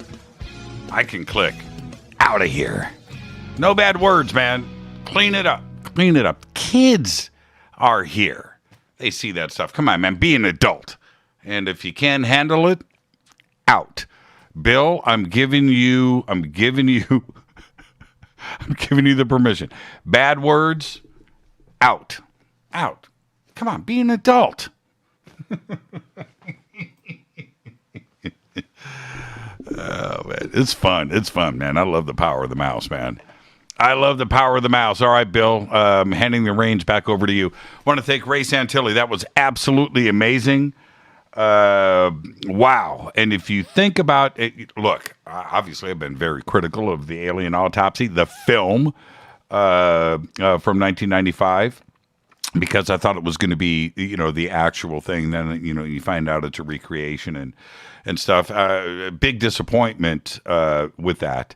But that doesn't mean that Ray didn't go through what he went through. And there was the original film, and there were original frames from the film in the recreation and everything else. So Ray has an incredible story to tell, an incredible life that he has lived, and very important to the UFO community. And to finally have him on this show, there you go. Just absolutely amazing. And again, Dave, thank you so much. I know that there's a lot of media approaching Ray and things, but for Ray to come on this show and do this right now is just it's an honor and a privilege, and that was really cool. And you guys are spoiled rotten. That's all I got to say. All right. Yeah, Triscale, you're out. If I see bad language, I don't care. In Twitter or Facebook or YouTube, I just don't have time for it. I don't care. I don't care what it is. It could be somebody trying to be funny. That's it. Block it, mute that, dude, hide, banish. I just do it in a second, man. I love it, man. I love the power of the mouse. It enables me to have a pure mind, the mouse. I just know that in a second I can go block. All right, 747-228-2051. 747-228-2051. Fadernight. It is Fadernight. We finally got to a Thursday. And if we didn't just set the table right now for conversation tonight with Ray Santilli, it'll never happen. So there's all kinds of things to talk about tonight. What is going on with Lou Elizondo and the Department of Defense deleting his emails without any backup? That's an outrage. That's an outrage with everything that is going on right now. Now also, Jeremy Corbell released another Flying Toasters video today. It is of a radar screen, compelling, right? A radar screen with some radar objects on it, moving at about 36 knots, 40 knots, I think is what I heard. I did hear that. Maybe some were going faster or slower or whatever. But that's what was going on this. I don't care about the backstory or anything like that. The video is what it is. About 2 minutes of a radar screen today. I was hoping there was a lot of hype behind this drop, and it showed absolutely nothing. I think it was on board the Omaha. I could be wrong on that. But yeah, that didn't really move the meter in the positive direction. But anyway, so that was released today. Did you see the video? What did you think? Does this support something? Okay, so I would love to hear from you on that as well. 747-228-2051. Let's grab these in order. This is up first. And I think I'm good to go. Let's see who's up first. Hi, you're live on Fade to Black. Who's calling? Hey, Jimmy. How you doing? This is Raul again. Hey, Raul. I called you about 3 weeks ago. How you been, man? Raul, my old friend. How are you, Raul? I don't remember that. Come on, Raul. Come on man. Oh, yeah. Okay, that was better. You helped me out. What's on your mind tonight, man? There you go. What's going on? Hey, man, not much, man. Just wanted to let you know, man, your show's been great tonight and the past couple of weeks, man. Real good shows you had going on. Yeah, sometimes we get lucky. Yeah, it kind of enlightened me on a lot of things that I've seen and stuff, so I go back and forth with it. So it's been helpful. I was just wondering if you got a chance to see that video. I did. It's good. It's good. It's very interesting. You're talking about with the lightning, right? Yeah, the one with the light. Yeah. That's pretty It cool. looked like it was going everywhere. Yep. Pretty interesting. Okay. I don't know. When I look at stuff like that, Raul, I need some more context with it and things, and I'm not a professional, but it's pretty interesting. There is, I have seen with myself, this isn't what you have in your video, but I have gone out with my cell phone and have gone to shoot stuff, and I've moved it around, and I've seen lights moving around on my screen. And I pull the camera down, I'm like looking for it, right? Wait a minute. I see it here, and it's moving. What? You know, and so I've often... Yeah. So I've often wondered, is it something that only the camera can pick up that my eyes aren't seeing, right? That would make sense, right? There is times where you do see it with your eyes, and there's times you don't see it. Right. And when you do see it, you follow it at the same time while you're looking. You know, when I'm out there, you only have a camera. I wish I had like professional video camera and doing all this other stuff, but man, it's just one of those times where you don't expect it. Yeah. And it's just right there in front of you. So have you had a chance? What'd you think of Ray Santilli tonight? Oh, it was awesome, man. Really awesome. Have you looked at the frame that I posted? The frame of the alien. What do you think? Yes. Oh, it kind of looks just like the picture I sent you. Did you see the picture that I sent you? Not the one with the UFO. What I sent you a couple emails on that. There's some where I sent the video where, like, I was telling you about how I changed the resolutions and stuff like that, and you can tell the inside. If I just recorded, like if I just took a picture of the UFO itself from the inside, and it looks like you can tell, like there's like a force field around it and stuff like that. You can see everything. Yeah. I don't know if you had a chance to see that. Well, I looked at everything. I don't remember exactly right now, but I've taken my own pictures where I've seen what you're talking about. My thing today, and I wish that we had an easier way to do this. I would like to start seeing stuff shot on film again, because we're looking at. Always remember that we're in a digital world now. So with your cell phone or with a camera or however you're shooting, GoPro, doesn't matter. You have a sensor in there that is converting the analog world around you to digital information. It's a representation of what is real. All right? It's digital. It's now numbers. Okay? With a film camera, you're capturing the analog, right? It's not a digital conversion. It's not a representation. So I would love to see photographs again, shot on film, and where you can go back and look at the negative and how the camera grabbed it, and then at the same time, same picture, shot with digital, and then you can compare the two. And we don't have that ability today. We just don't have the ability. Everything is shot in digital. Well, listen, Raul, I got to grab some more phone calls. Thank you so much. Thank you so much. Thank you so much, Raul. Go take some pictures. Send me some more. Yeah. Think about it. Let's go to Mexico and let's do this. I'll talk to you, man. Free trip, man. Let's go. Let's go. I'll talk to you, Raul. Take care, buddy. Yeah, thank you, man. It's a great phone call right there. Yeah, Raul's pictures were very, very, very, very interesting. I like what he's doing. I really, really do. So, Raul, keep taking the pictures.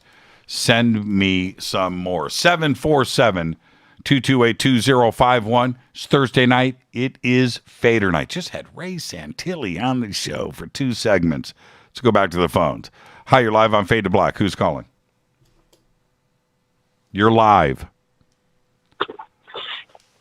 You're live. Hello? Yes. Hello. Yes. Hey, Jimmy. This is Steve, otherwise known as Slightly Slanted Sleuth. How you doing, man? Steven, otherwise known as Slightly what? Slightly slanted sleuth. Man, it's a mouthful. This is a family show now. This is a family show. This is a family show. Stephen, where are you calling from? I'm calling from Minnesota. Oh, right on. So, what's on your mind tonight? Well, I just wanted to address, I don't know where you stand on the Anunnaki thing and, all of that stuff, but there's a lot of things in our world or in our history that, I don't know if you're familiar with ancient alien. Well, I'm sure you are. You watch the History Channel, I'm sure, some of the ancient alien stuff, but most of their content is referencing alien technology or certain aspects of our past, but it's not aliens, because on the ancient Assyrian iconography, where the bearded men are holding the pine cone out in front of them in their right hand, mm-hmm. and they're they got the man purses or the bags. Mm-hmm. Those are the Anunnaki, right? Well, Anunnaki means... Okay, if I'm going to get technical, those purses that you're talking about, every culture on this planet, ancient sculptures and paintings and things, inscriptions, those purses I think are represented with every ancient civilization on Earth. Right. Which I find very, very, very, very, very interesting. It's one of the most. It's one of the most consistent things that we see now. And how were different cultures inventing the same things at the same time when there's oceans in between them and there was no way that they could make contact with each other? Right? They weren't transoceanic. I find that interesting. What is in those purses? Is it information? Is it DNA? Is it the nuclear briefcase? I don't know.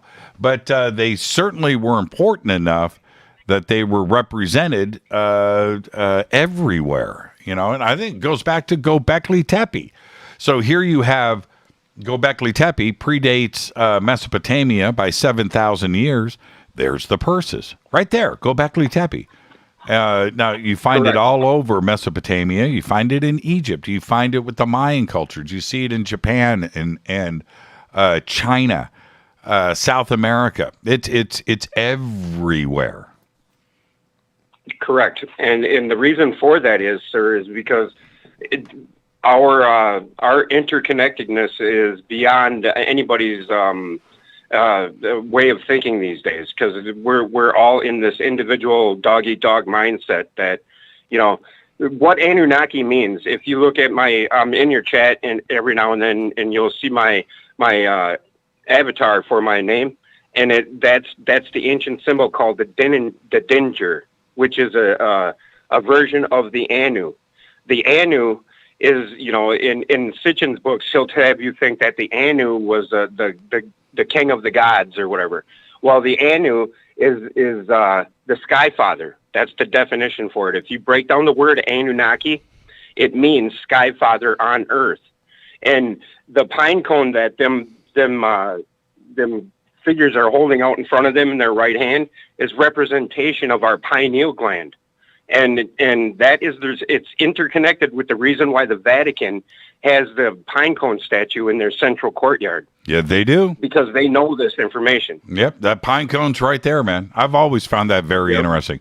When people have pointed that out, I remember when I first heard about it, I was like, no, it's not there. Oh, it's there. Yep. It's there. It's everywhere. And the pine cone represents the evergreen tree, the only tree that stays green ever, forever in its life. It never loses its leaves. It doesn't go through cycles. It's forever green. And the other ancient symbol that is everywhere in our world that is totally misunderstood is the cross. And if you look at any light in the dark, any star on the Hubble telescope images, anything, you'll see a glint of light that looks like a cross. That glint of light is what the cross is born from. That is what we see when we meet our truest self, our truest one self, which is God. That is called ascension. And that's what an Anunnaki is somebody who has seen the light. Well, don't you think the cross is actually, from crucifying humans back in the Roman cult? Wouldn't it be safer to say that? That's in the physical mindset, it would be safer to say that, and that's where we go wrong as beings on this planet with all these texts, because we see things through a literal 5 sense mentality. Sure. And all of these things that are convoluted are simple. When we find ourself, when we know ourselves, to know thyself is to know the end of all information. And it says that over and over in all of these biblical stories, and it's just the same story over and over and over again. But, the Anunnaki is truly anybody who has seen the light, and any one of us can do it. And it's you don't have to go to a church, you don't have to pay a tithe, you don't have to, it's just to be one with yourself, and being one with yourself is one with everything, because everything is God. God isn't all, but all are not God. And I just wanted to point out the Anunnaki angle, and because when I turn on the History Channel, I just look at the History Channel, and they just continue to drag our minds down the path of everything's outside of us when everything is inside of us. Stephen, Stephen, thank you for Yes, the sir. phone call, man. That was amazing. Thank you, brother. Have a great night. That's a great phone call right there, and that's somebody that Stephen pays attention. Stephen pays attention. One day, hopefully in my lifetime, we're going to figure out those purses. I remember when I started bringing that up on the show. I'm like, what is up with the purses, man? These purses are everywhere. Why isn't anybody talking about the purses? And there's one other thing, too, that nobody wants to bring up. Nobody wants to bring up the H's. Nobody wants to bring that up. The Hermes H's on the belts. Nobody wants to bring up the belts. Why don't they bring up the belts? I don't get that. Those H's are significant. They're right there, but no, nobody wants to bring up the H's, and I don't understand why. I don't. And so, going back to the days, it was probably 7-8 years ago, when I started to bring this up, which is what's up with the purses? What's going on there? What's going on with the belt? What's going on with that belt buckle? What's going on with the H?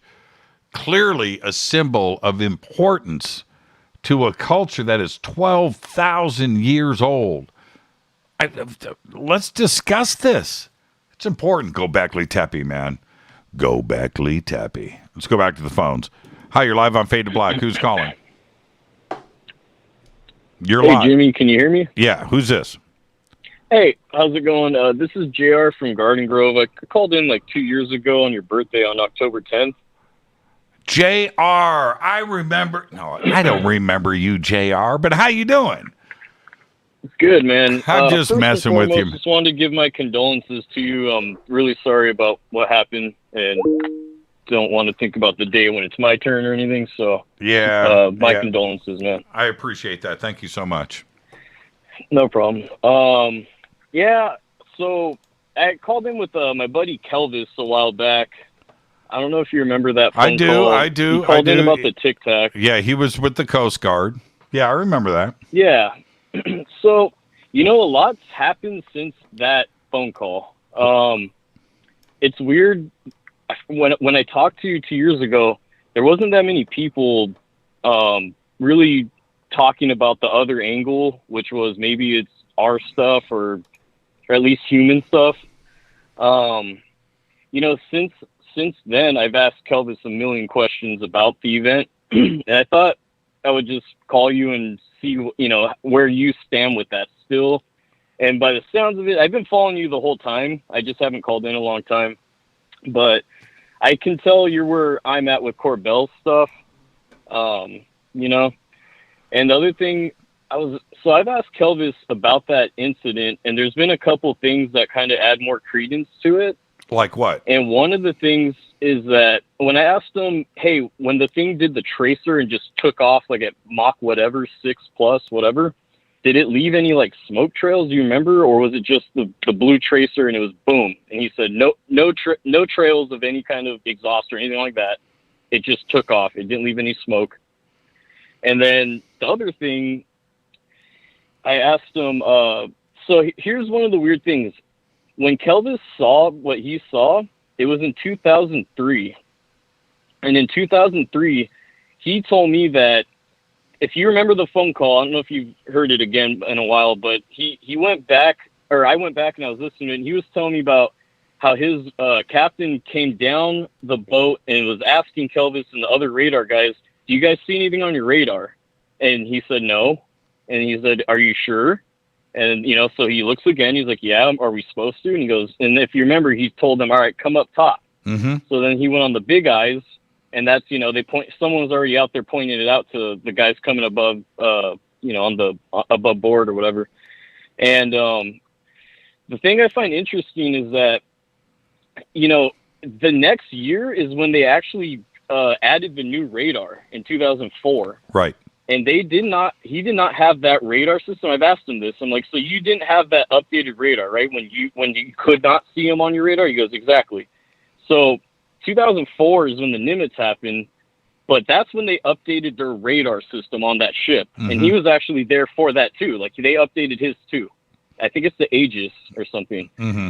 But so that part I thought was kind of interesting because, on the Nimitz encounter, they have them all over radar. And if you remember, it wasn't just one. There's swarms of them, fleets of them, all that. So, I don't know. I just think, the other thing. Okay, so here's another point that I was going to make. I asked them, I said, so why are they allowed to even talk about this? Because I was asking them, like, it's kind of weird that they would, be able to, because Kelvis isn't allowed to, he's told me, but he's not allowed to really talk about some of the stuff he's told me because it was live combat. He told me it's not even a big deal, the stuff he told me. It's not that crazy. But the fact that it's live combat, it was wartime, he's actually not allowed to talk about that. So he told me what's kind of interesting is that the only reason those people, Fravor, all the other characters, the only reason they were able to even talk about this was because it was a training exercise. He told me that. He said the only way they're able to even let this get out was because it was training. So he said, it's not like when they were like, yeah, we couldn't defend ourselves. We had no live ammunition or whatever. They weren't supposed to, and they knew that, and whoever was testing the thing knew that too. And how could it magically know their cap point? Well, it's because they knew their cap point. It wasn't like magic. Now, yeah, they said that it went 6 miles in the blink of a second. That's what Fravor says. He says, oh, yeah, we saw the thing and it went boop, and it was back at my cap point, and that's 6 miles away. And he said it was instant. Mm-hmm. Well, if there's multiple drones out there, maybe the one he saw did take off but blinked, and then the one he didn't see, if there's multiple drones or whatever they call it, appeared on radar. Like it wasn't on radar. It might have been at the cap point already, but it didn't appear on radar until the other one disappears from their view. Mm-hmm. That could be a possibility. Mm-hmm. And the more I've dug into this for like the last 2 years, it just, to me, from the stories I've heard, I think it's ours. And I don't even think it's China's or anything. And the other reason I go there is because, so China, Russia, these kind of countries, they do like military parades still. We stopped doing that in like World War II. We don't do that. We don't just go out and show all the stuff we have. We keep our cards close to the vest. But I've asked Kelvis, like, is this just a clever way of the government putting other countries on notice? Like, hey, these things we don't know anything about. We want you to tell us and the whole public to tell us because we're too dumb, right? You guys tell us. We don't know anything here. But is it really they know everything, and this is their clever way of letting them know, like, hey, if you guys really want to, start this off, we have stuff that will take out your copied, ripped off F-22s of ours. Well, and we do. Super Hornets that China ripped off. Yeah. And we do that all the time. And it's not only with aircraft. We do that with spacecraft. We do that with bullets. We do that with guns and technology. And Look what we did with night vision, and just years ahead of everybody else. We just put this suggestion out there that this is what has been seen, and there's a possible, and then suddenly you put the fear in everybody else because you get funding too with the fear. Yeah. No, you're right. You're right, JR. Hey man, it's great to hear your voice. Tell Kelvis I said, yo, do you still talk to him? Oh yeah, well, I moved away. I'm actually not JR from Garden Grove. I'm JR from Huntington now. But yeah, I moved away from the Nave. But I still see him all the time. Do I have time to ask you a quick couple questions before, or is it? I've got 1 minute. So one question, real quick. All right. Well, because I started thinking about a lot of the so-called, our smoking guns. Like when Reagan said, I quickly think how all our differences would change with an alien threat. Right. Okay. Could an alien threat be an asteroid? And would you go to Gorbachev and be like, yo, if we're going to launch every nuke we have at this rock someday, if it potentially comes here, are you guys going to bomb us once we do that and take it out because we're going to be defenseless? Or are you going to help us if there is an alien threat from outside this world heading towards us? Yeah. I can answer that very quickly and easily. The answer is if there are observatories around the world making contact with something approaching this planet, whether it's an asteroid or a giant starship, right? Once that is confirmed, the scientific community is going to be talking to its neighbors all around the world all at the same time. It's going to get confirmed. And then the nations are going to communicate.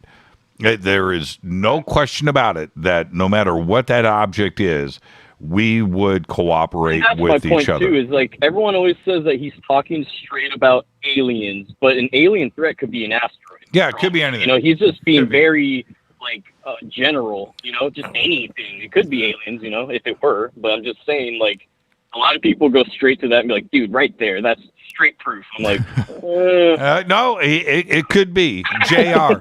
Don't spend two years to the next phone call. Thank you so much, my friend. I won't, dude. No problem. Right on. Great phone call, JR.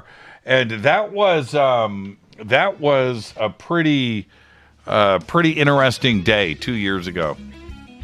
Yeah, that was a pretty interesting day. I'll talk more about that after the break. This is Faded Black. I'm your host, Jimmy Church. It's Fadernight. Stay with me.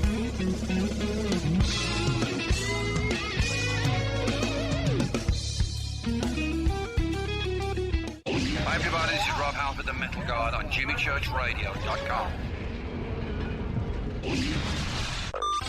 This is KGRA Digital Broadcasting Station. Salt Lake City, Utah. Van Buren, Arkansas. Why is it we're not very good with our health regimen until it's too late? We don't put oil in the car until the engine blows up. When the body's out of balance, your health is not so good. Give your body some love. Log on to wtih.com. That's wtih.com. Try our Life Change Tea, which cleanses you from harmful intruders. A clean colon is one of the ways to bring the body in balance. We also carry organic supplements to help you get where you need to go. So do your body a favor. Log on to getthetih.com. That's getthetih.com. You can even visit our sales page to save some dough. Does anybody call money dough anymore? Anyway, if you're looking for short, helpful health tips, go to YouTube and punch in Health Matters Now. That's Health Matters Now. So, log on to getthetih.com, shop, get balanced, then learn some cool tips at Health Matters Now. You'll be glad you did. That's getthetih.com. Your contact for current news and trending topics. KGRAradio.com. This is Jimmy Church of Fade to Black, and I only drink Fade to Black blend coffee from Rivermoon. Just click on the Rivermoon Coffee banner at jimmychurchradio.com. Promo code F2B Blend. This is the only way forward. This is Fade to Black.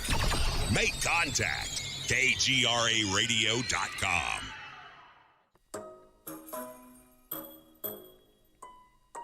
When you're in the house for longer periods of time, You can see them flying or running across the floor. Ooh, yuck. They're unhealthy, gross, and disgusting.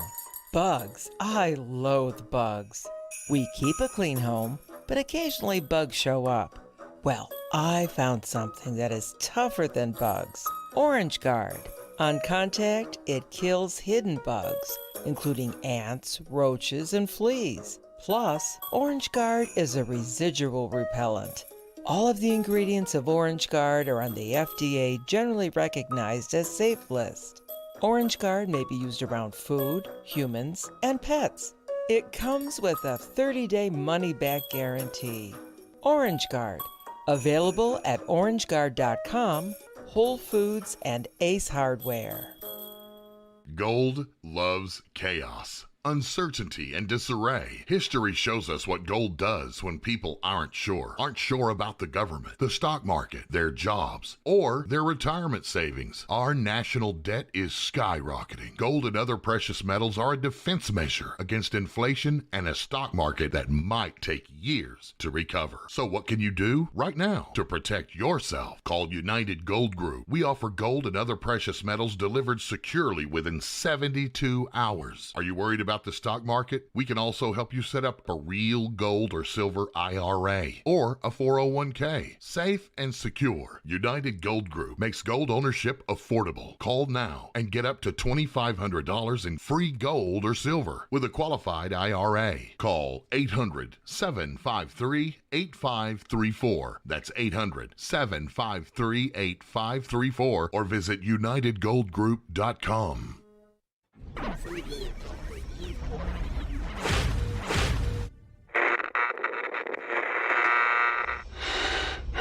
You want to know a secret?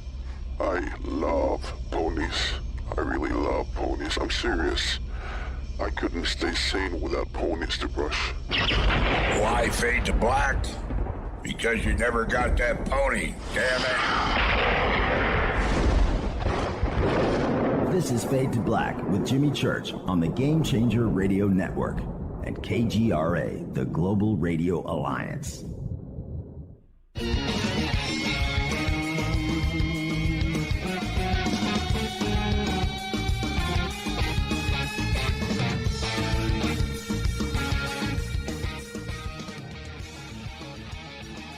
Welcome back, Fade to Black. I am your host, Jimmy Church. Thursday night, Fadernight. Open lines all night long. Thursday night, Fadernight. Well, not all night long. Tonight we had Ray Santilli on. Wow, what a conversation. And I'm going to say this, and I truly mean this. You guys are spoiled. You guys are spoiled. I know what goes on. I know what goes on this show every single night. It is the absolute best. And I know back in the day, right? Back in the day when I was just like all of you. I was just like all of you, where I was listening to Art Bell and everything that I could collect every single night, and going out there and listening to these shows. It was fun, but I know the quality, and I know the nights where I just like, you know what? Nah, I'm not going to listen tonight. I've done this before. I've done it. Fade to Black, man. This stuff is coming in strong. So there you go. So, Ray Santilli, email. He's so thankful. There you go. Thank you. Thank you again, Ray. That's very cool of you. Okay, so where am I at? Let's get back to the phones. Oh, I've just let everybody know I am going to keep the YouTube chat open. I want to see if I can chop somebody else right to the neck. Karate chop to the neck. 747-228-2051. 747-228-2051. Let's see. Can Jimmy arrange an awesome interview with a guy named Phil Langdon? If you're interested in the stuff I speak of. I don't know who Phil Langdon is. Now I'm reading chats. Okay, let's get back to the phones. 747-228-2051. And let's see who we have up next. I don't know. This is the best part of Fadernight for me. This is it, because I just get to go, hi, you're live on Fade to Black. Who's calling? Hi, Jimmy. It's Bill from Louisiana. Bill from Louisiana. How you doing, Bill? I'm doing good. Happy Fadernight. Happy Fadernight to you. Yeah. Hey, had a thought while I was on hold. You know that pine cone shows up in the flags of Massachusetts and Maine, and I'm sure there's a deep dive there. The pine cone, if you go and look at some of the symbology and the meaning and the hidden meanings that are there behind the pine cone, it's a trip, man. The way that cultures looked at the pine cones, and the part about the Vatican and that pine cone, that sculpture that is right there, that's real. And so you have to step back and ask yourself why. Here in North America, when you grow up and you're walking through the woods and you're stepping on pine cones all day, you know what I mean? It's just like, it's like an acorn. It's like grass, right? It's just like they're everywhere. And you don't understand. Well, you know where I'm going with this, right? You don't understand. And then you go back to ancient history and the cultures and the way that they would take the representation of the symbology of the pine cone and have it represent something to them. That's the part to me that is so fascinating, because you see pine cones everywhere, and it's not because they're pine cones. They represent something else. Right. And they hide things in plain sight. Yeah. Absolutely. Like, what I mean? Like on a state flag. You wonder, like on a state flag. Yeah. Oh, that's pretty. Yeah, exactly. That's my point. That's exactly my point. Yeah. Yes. And then you got to wonder if the Templars were involved, or the Masons. Right. So what did you think? There's a lot of drama going on right now. We've got stuff happening in every direction. And then just as I say that every single night on the show, here comes Ray Santilli with a frame of the original Alien Autopsy film, clearly showing a body on a table. What do you think is going on? I mean, we have what's going on in, the paranormal world, and we've got everything else going on, and it's crazy. Every day is crazy land. Everything is. I was talking to Linda today, Linda Moulton-Howe, and she's the best, man. She's the best, and those phone calls are just. I actually emailed her after we talked. I said, that was another epic phone call, Linda, right? And I meant it, but she was bringing up the points that you're bringing. Like, Jimmy, what is going on? I'm Linda. What do you think is going on? There's this, and there's this, and there's this, and going back, like today with not only do we have Ray Santilli with this amazing frame of film. And, Jeremy Corbell, and we've got this amazing article by John Greenwald today about the DOD deleting Lou Elizondo's emails. Now, if that doesn't raise every conspiracy flag in the world, right? Just right there. Of all things, I mean, the DOD knows. Susan Gao, everybody in the DOD is very aware of Lou Elizondo. For the last 4 years, since he stepped up on stage with Tom DeLonge, distributed his letter that he's leaving because of the UFO situation and UAPs in the military, and he's done, he's quit, and he's joining TTSA. They delete his emails. The question is, when did they do it? Did they do it since he made the announcement?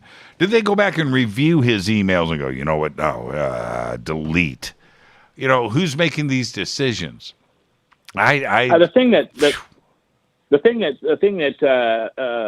kind of hit me on that, Jimmy, is whatever it was a pretty ham-handed move, because if you did that in industry, you'd be going to jail, or you'd be talking to lawyers.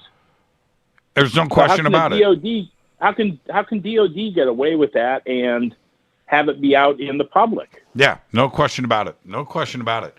Yeah. Our friends, but it affects two different things here. I need everybody to understand. Now, the DOD cannot back up their statements on Lou Elizondo that he had nothing to do with ATIP. Now they can't back up those statements. Now Lou cannot back up his statements that he did.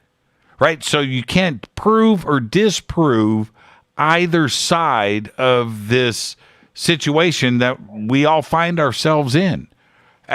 You don't do that. I am absolutely blown away by this. What's going on with Danny Sheehan and the IG and the investigation that is going on from Danny Sheehan's efforts as Lou's attorney, and we know that this investigation is happening, and now there's suddenly no emails for the IG to go and look at? What? Huh? Right.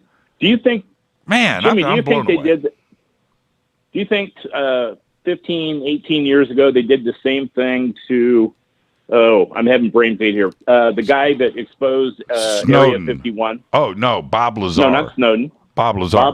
You think they did this? You think they did the same thing to Bob Lazar? No. No. No, you don't think that they? No. You don't think any of his credentials? No. At Sandia or anything were valid? No. Okay. No. I didn't say that. I'm saying that they didn't erase anything because there was nothing to erase. Okay. At Sandia, his name is in the phone book, but everybody's name was in the phone book. The janitor's name was in the phone book. So that doesn't. That proves that he did something at Sandia. I don't know what he was. Could have been a cook in the cafeteria. So there's that part. But we're talking about 1988. Computer records like that going back then, no. It didn't exist that way. And going back to school and Caltech and MIT and these other claims about his education, that was all done on paper. And they went and sanitized the yearbooks, right? They went and sanitized hard copy school records, test every paper that he ever wrote, every piece of homework. What? They went and removed all of that? No. It's one thing today to erase emails. I get that. You cannot, it would be a very difficult thing in the electronic age with computers and backups and hard drives and everything else to just completely remove somebody's existence. I'm not saying it's not possible. Sure, anything is possible. But with Bob Lazar, that was a different world back then. So for Lou, you'd think there'd be more work product than just emails. Well, I've said this publicly, and I know that this is the case. Okay. Lou is sitting on. He has his own evidence of his employment. He's got papers. Sure. He's got things. It's not. I don't think the onus is necessarily on him to present this until he has to. But no, he doesn't have to do that. For the Pentagon to make these very direct statements, he had no assigned responsibilities to ATIP. That's on the Pentagon to prove, right? Right. How can you, for Susan Gao to say that she is pulling her information from somewhere because it was definitive? It wasn't, we don't think he had anything. No, it's not that. They said he had no assigned duties, right? The original statement was he had nothing to do with ATIP. And then later they refined that statement to, I'm paraphrasing here, he had no assigned duties for ATIP, which is suggesting he worked with ATIP in some degree, but it wasn't in an official capacity. It wasn't part of his pay grade. So I don't know. But to erase the emails, that complicates things, and for everybody. Now, you know what? If I'm Lou right now, I'm like, see, I told you, right? Yeah. He's in the position to just go, I told you the emails are deleted, but everything that I said is true. Well, that's pretty cool for Lou, and that'd be the position that I would take right now. They deleted my emails because that was the proof of everything, and now I stand on everything that I've said, and I'm not going to change anything. That's what I would say if I was Lou, 100%. Right, and he has the right to do that. I would be offended. I would be so angry if I'm Lou. Too. So I'll see if I can get him on the show. All right, Bill, have a great night. Thank you for the phone call. Can I have one more quickie? It's got to be quick. Have you ever interviewed Travis Taylor? No. I think he needs to be introduced to the Fadernauts. Okay. Well, I can look into it. It's easy enough to do. I can see what I can do. Okay. I'll talk to you. I think he'd be a really interesting guest. Yeah. Thank you, Jimmy. I'll talk to you, Bill. Thank you so much. And I'd like to take Taylor out to dinner. I think that would be a lot of fun. He seems like a very, very interesting guy. Done a lot too. He's been at the right place at the right time with a lot of different things. I think I need somebody to, I'm going to bounce over. Let's see. I'm going to stay here. I'm going to see who's first, if it'll be YouTube or Twitter. I've got them both open. Didn't he appear on The Curse of Oak Island? Right? Did he appear on The Curse of Oak Island? So, did he do Ancient Aliens, Curse of Oak Island, and Skinwalker, and of course Diane Pasulka's book, The Bledsoes? You know, he's had his toes dipped in a lot of different swimming pools. I'm just saying, very interesting guy. So I will defer that. Let's see. I'm going to bounce over to Twitter. Did Travis appear? Taylor. It was Travis Taylor, right? Did he appear on The Curse of Oak Island? I'm throwing that out there first. Let's go back to the phones. Hi, you're live on Fade to Black. Who's calling? Hey, Jimmy. It's Carrie in Palm Springs. Hi, How Carrie. Are you? I am fantastic. How are you? I'm good, thank you. You're spoiled. I know you've had a tough week, and thank you for giving us all your energy, and my condolence to you. Yeah, thank you for that, but you're still spoiled. We are so spoiled. You're spoiled. You bring it to us. I mean, you must be running on fumes, and yet you've had just like an amazing week of shows. So well, you know, if you really think about it, the exhaustion and where, you know, my family is right now, and you know, it just right. Okay, yes, and then you come back, and I'm being very serious. You come back and you've got a great week of shows in front of you. That is a way for me to get focused and get the energy up. There's no doubt about it. But let me just say this tonight. Ray Santilli. That was super cool. That was pretty cool, man. That's pretty cool. That'll take my mind off things. So what'd you think? What do you think is going on with this frame of film? Well, you know, the most interesting part is the little hands of the creature. They're kind of frayed at the end. That's just bizarre looking to me. That seems otherworldly. The rest of it, you know, I don't know. I'm on the fence, I'll be honest. I'm on the fence, too. Look, it's very easy to go, come on, man. No, I'm not going down this road again. Right? I totally get it. Totally get it. I am a bit confused about how that body gets into the film unless it wasn't shot in 1947. That's I'm a bit. That's where I step back and I go, there's a possibility here that this is what it is, which it appears to be an alien body. on a slab. And I agree with Ray. I mean, I've looked at this from every angle. I agree with Ray that the only real way to get anything like that done is you put some film in a camera in 1947 and you shoot something, right? And then there's there you go. Yeah, and there's the other parts about this. The debris field, the crash site. That's pretty interesting. Now, I didn't know. That's I think it's a long shot. He said that was a separate piece of film that showed the control panels or plates or whatever those were with the handprints and the I-beam. And I forgot to go at him with another line of questions about where that piece of film came from. Right. I'm a bit confused about that. I'll see if I can get some clarity, and I'll speak to some others. I'll see what I can find out. I thought that was all recreation too. That's what I thought. But, man, my memory. But he certainly straightened me out on that, and I was completely surprised. But that's the best part of live radio.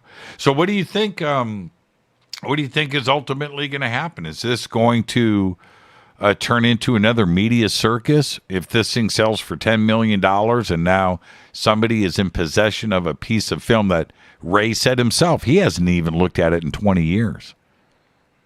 I think it would bring attention if it sells for a high price, even if it sells for the lowest bid, which is $1 million. I think it's going to sell, or is it $1.5 million? Anyhow, I think I think it's likely going to sell, and I think that'll create some buzz. How much? I don't know, but it'll probably create some buzz. It's a. You think about everything that happened just today. With you, I mean, I can't believe it. Just today. I know it. It's like every day. So I watched the radar feed on the USS. Oh yeah, what'd you think? I thought it was Omaha. I thought it was interesting. The blips do go off. They do disappear a few times. So, I mean, it's interesting. You can't hang your hat on it. I think it's more interesting than the triangular video, because I think that is like a digital display, some sort of noise or artifact, as if you're shooting straight up on something and the camera lens is concave, and so you're picking up artifact that's just shining on the portion of that's captured from the lens angle, which could be triangular. That's my impression of that, but I could be wrong.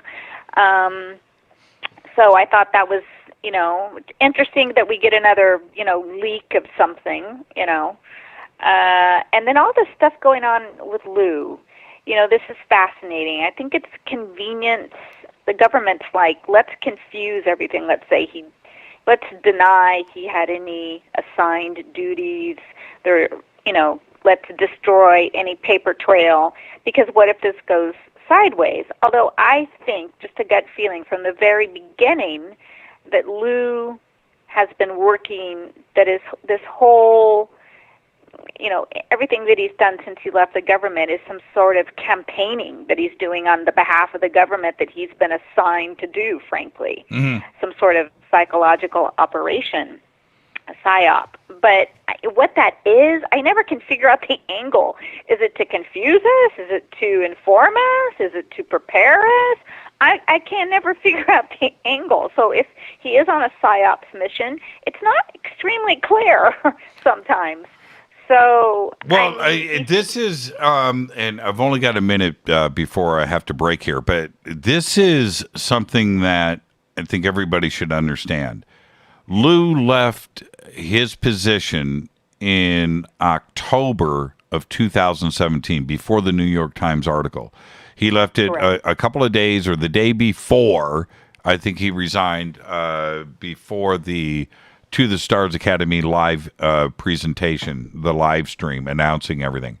So that was 4 years ago. How is it that they erased his emails without a backup in the last 4 years. It's not like it's a 10-year-old email file. It is very, very, very recent.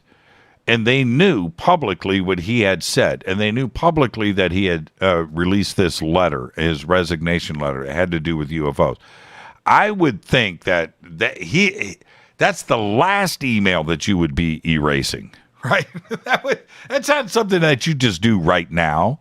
So why, if I am in the Department of Defense, if I'm the IG, if I'm the Inspector General right now, and I'm in the middle of this, I'm going to say, who erased his files and why? Because right now I need those files. And you're telling me they're erased? That wouldn't fly in Congress in an investigation, an impeachment, some criminal.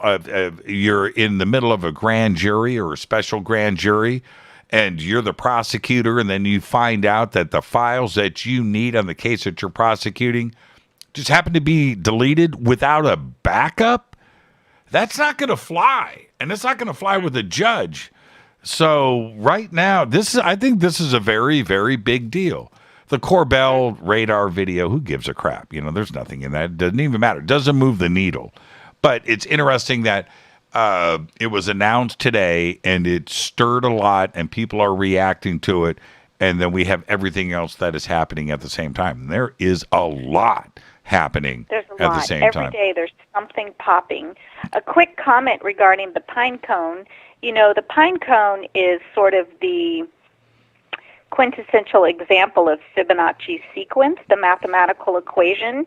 Each and every pine cone and other items in nature follow exactly the same mathematical sequence. Yes. So each pine cone is mathematically the same, if you will, in how it's structured through the Fibonacci sequence, which was, discovered by the scientist Fibonacci back in the 1500s or something. So I just think that's a very poignant point to bring up, because the pine cone appearing in ancient art and ancient alien artifacts at the Vatican, I think it points to intelligent design because of the Fibonacci sequence mathematical equation of how pine cones and other natural items occur. So I just think that's interesting. A little tidbit there. So pine cones, yes, fascinating. And they do seem to relate to our pineal gland that is roughly shaped like a pine cone, very small pine cone. But yes. Check out the big brain on Carrie in Palm Springs. Carrie, enjoy your weekend. We'll see you on Monday. See you Monday. Thanks, Jimmy. Fade to black. Fade to black. Carrie in Palm Springs, thank you so much. And with that, I got to take a break. I got to get out of here, but I'll be back, and I will take the rest of your phone calls. One segment left, 747-228-2051. This is Fade to Black. It's Fadernight. I'll be right back.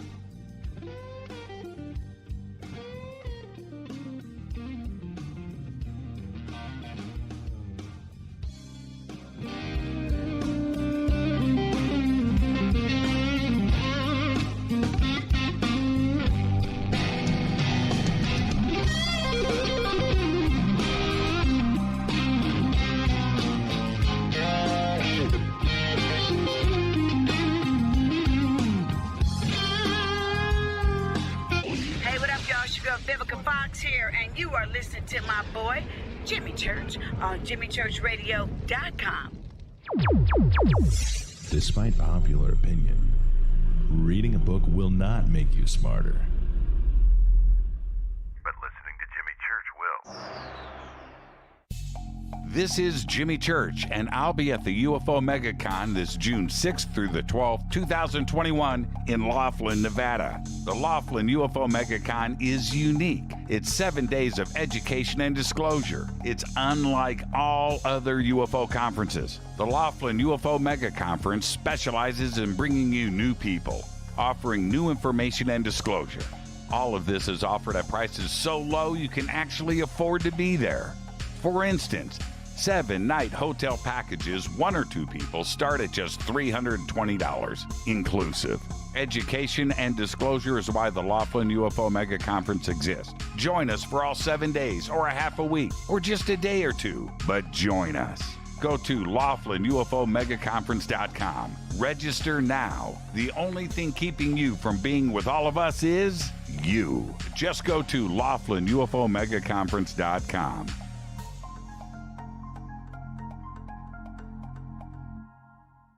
This is Jimmy Church of Fade to Black, and I take Life Change Tea supplements every single day. It's what I do.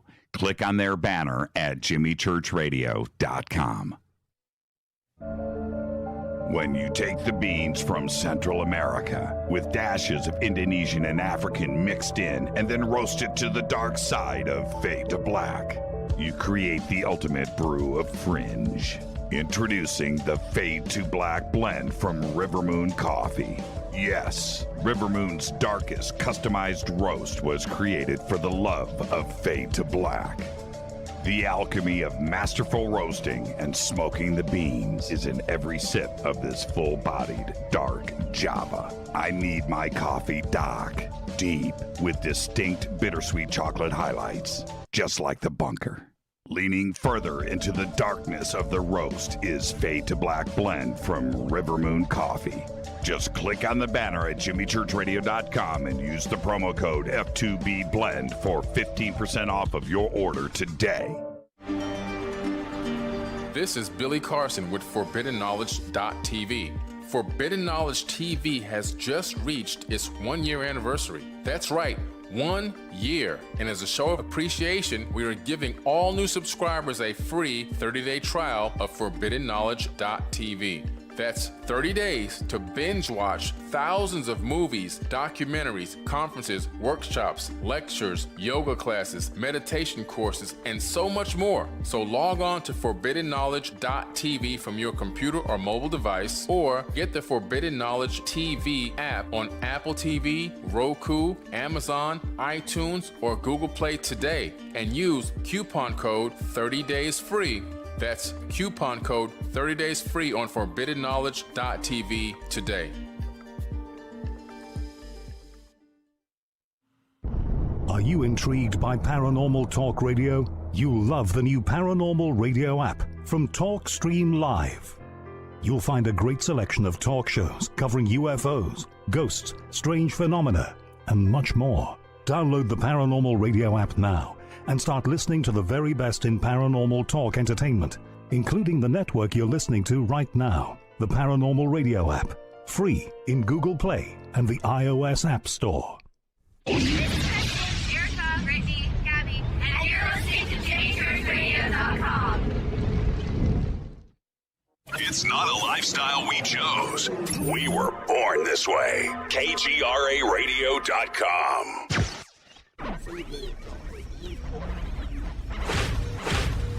This is KJCR at JimmyChurchRadio.com.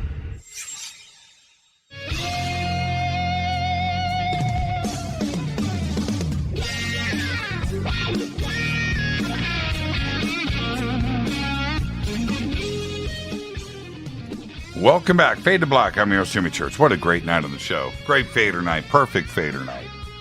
Absolutely perfect. I'm going to try to get everybody in that is on hold. So let's just burn right through it. I'm going to go straight to it. Hi, you're live on Fade to Black. Who's calling? Hi, Jimmy. This is the Sophia Logos principal, Uria. How are you? I'm really good. I've had a lot of new experiences lately. I've been experiencing some ships and some beings, visitations daily. Right on. Right on. Yeah. Yeah. I started seeing, in February, I started seeing like this cobalt blue light streaming down from the sky. And I remembered that when I was at Contact in the Desert 2019, I saw a ship that no one else did except for Laura Eisenhower. And she and I both saw it. She said it with a snap. She just was like, "Oh, that's dope, and that's an Egyptian ship." Blah blah blah. She was just like so fast, and I was like, "Oh yeah, that's what I thought it was."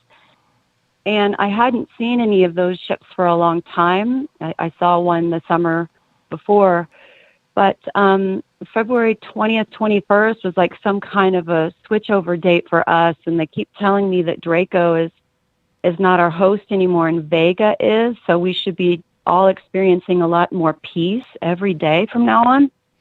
I hope so. I hope so. Yeah, these beings started like, it's like the light would come down from the sky, because I could see ships where other people just see clouds. And the lights start coming down, and then they started coming every sunset. And like every day it was just a little bit different. Like the beings would be like closer, and there'd be more of them, and they'd be bigger, until like there were some that were just like 5 stories tall, made out of lights. And then something else happened that I don't have this date memorized, but they started showing up at my front door. and what they were like these weird like plasma blankets that were like see-through light, and each being would be like a different color of them, but they would all like make this same kind of like video display on themselves in an attempt to try and communicate with me without doing, because it was like they were trying to, it took me so long, and I felt really dumb when I realized it.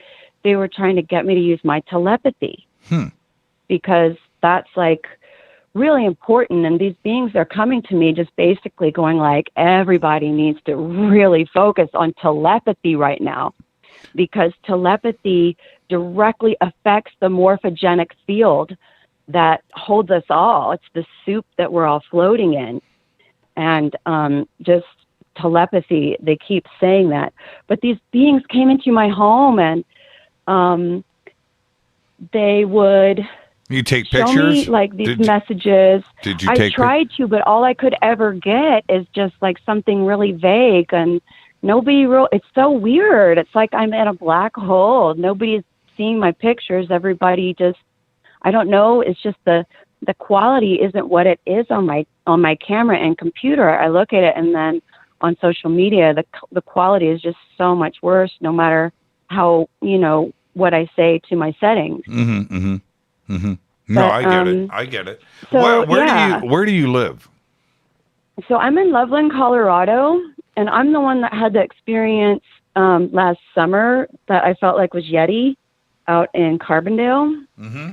And I've been, for the last 3 years since my near-death experience, my guides and every alien visitor that's come to me, and it's been thousands, they all call me Oracle. And I channeled Delphi, and that's who got me on the phone tonight. She came in earlier, and I'm grateful I have my own adult voice, because usually I have a traumatic brain injury, and usually I sound like a kid when I talk. So this is a blessing for me right now. Now you sound like an adult to me, Sophia. You sound like an adult to me. And you're listen, H. I have an answer. Yeah, real quick. What's your answer? I want to get everybody else in before the top of the hour. I just want to put it out there as an offer to explain it to you, because I think it's just too difficult to explain over the radio. But basically, one hint is that how you make a T, or how you make an H, is you take a T, a capital T, and you turn it to 45 degrees to where it's on its side, and then you stick a mirror in the middle of the T, and then you have an H. And that's a hint as to why it's the letter H. Have a great weekend, Sophia. Thank you for the phone Many call. blessings. Take care. We'll see you on Monday. Fade to black.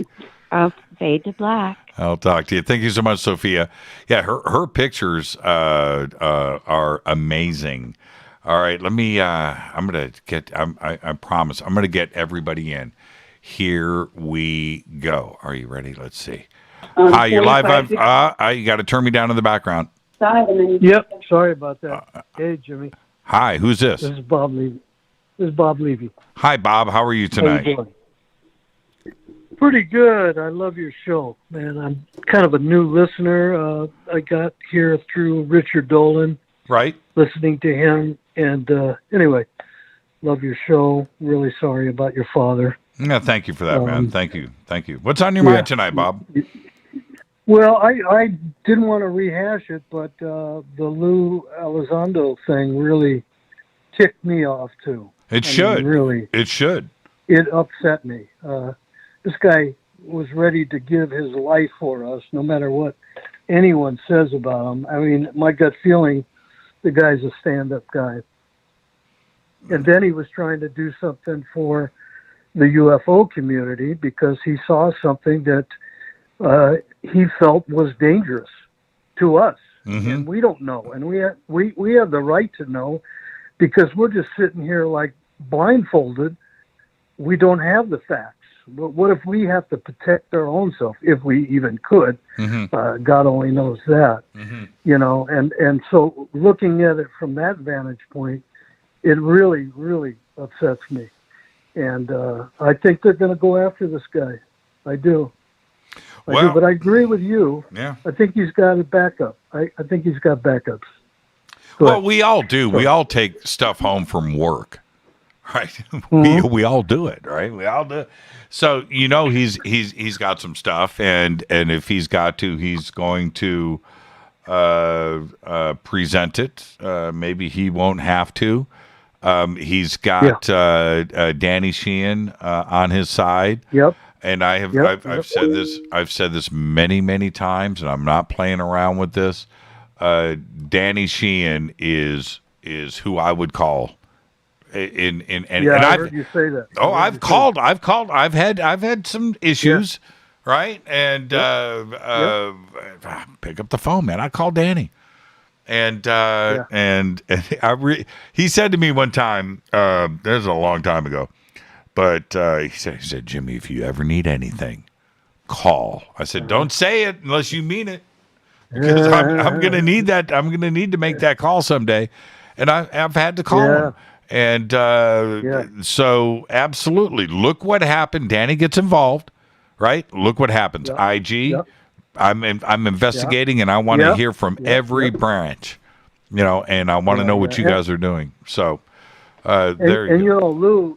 Lou is a warrior. I mean, he's a military serious guy. He's been over there. He did his thing. Mm-hmm. And this cat is not going to sit back like a baby, with no eyes. I mean, he knows what to do. Yeah. And he's going to do it. I agree with you, Bob. I mean, I think he put it all on the line. I agree with you, Bob. I really do. Thank you for the phone call. I'm a drummer. Oh, you are? I'm a drummer, too. What kind of drum set do you have? I got them all. My old man was one of the legendary jazz drummers, Stan Levy. Look him up. Okay. He played with Charlie Parker and Dizzy. And I'm on the tune When the Shit Goes Down by Cypress Hill.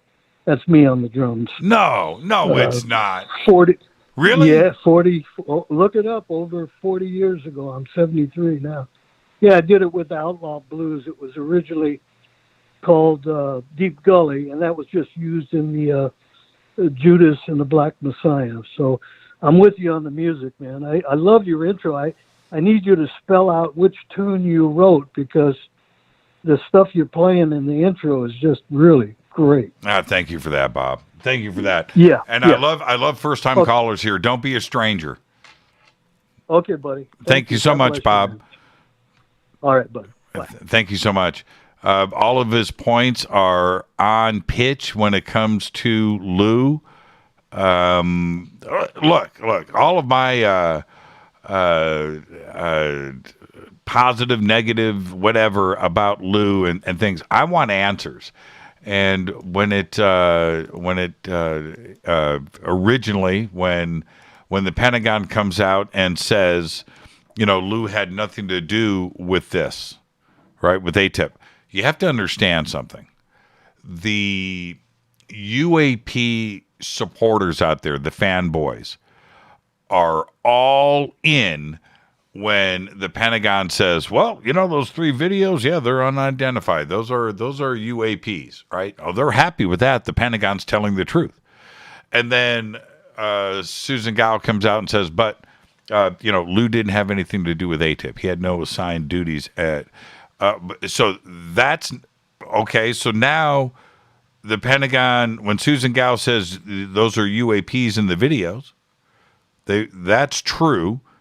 But then when Susan Gao says something else that nobody agrees with, then that's a lie. Well, or is it the opposite? Right? Is what there's, I don't know. And you can't have it both ways. So I try to stay on one side, right? Either everything coming out of the Pentagon is BS, right?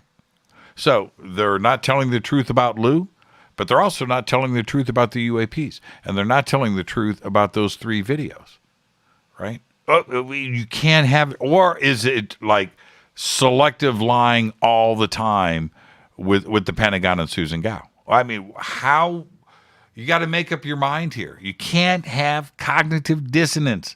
You can't have it. You can't have it where you just selectively want to believe what only agrees with your mind, right? And anything else that goes against your belief system, you're not going to listen to. That's a dangerous zone to go into. That is. So me, I just collect it all. I listen to all of it. That's the way I approach it. Let's go back to the phones. Hi, you're live on Fade to Black. Who's calling?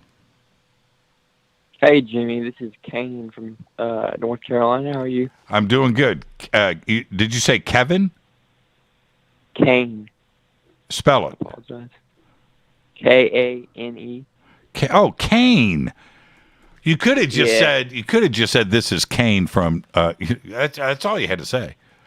But that is what you said. No. Yeah. What's on your mind, Kane? Just a lot of stuff. You mentioned an alien body.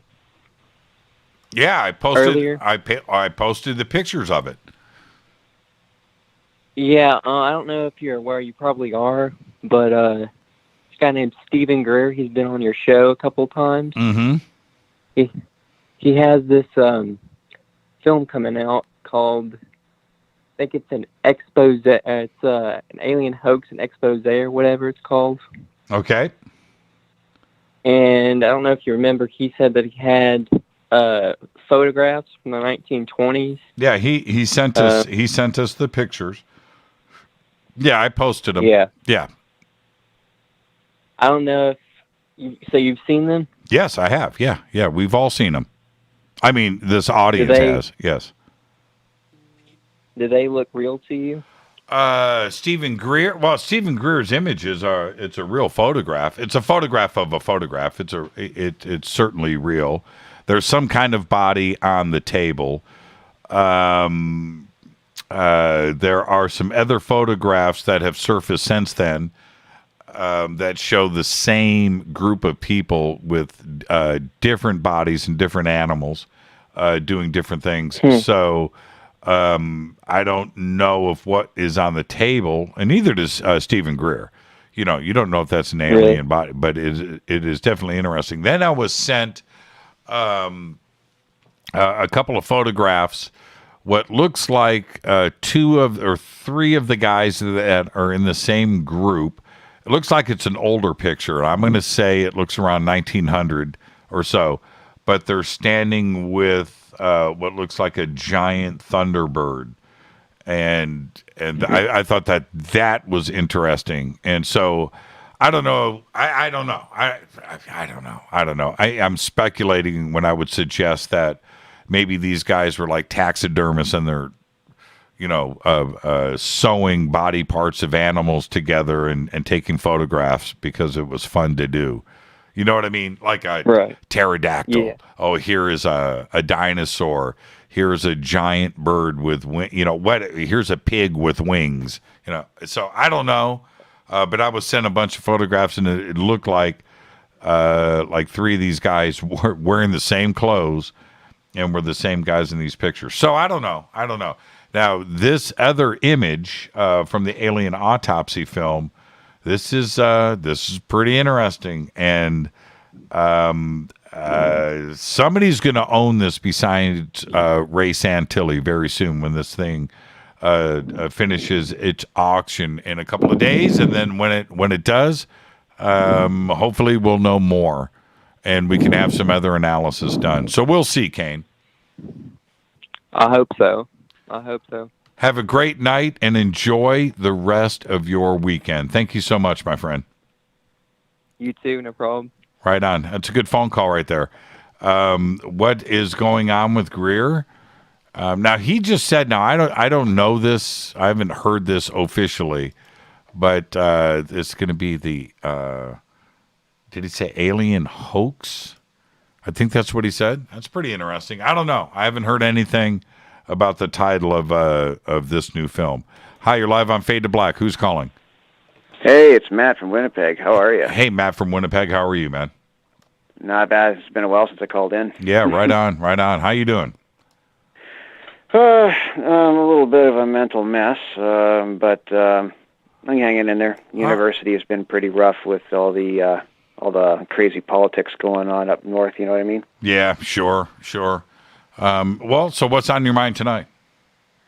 Well, first of all, I had a solution for you because I know that you don't like to use the words Göbekli Tepe anymore because of offending the Armenian community. Mm-hmm. So I figured, why don't you just call it by what its original name is, Porta Stata?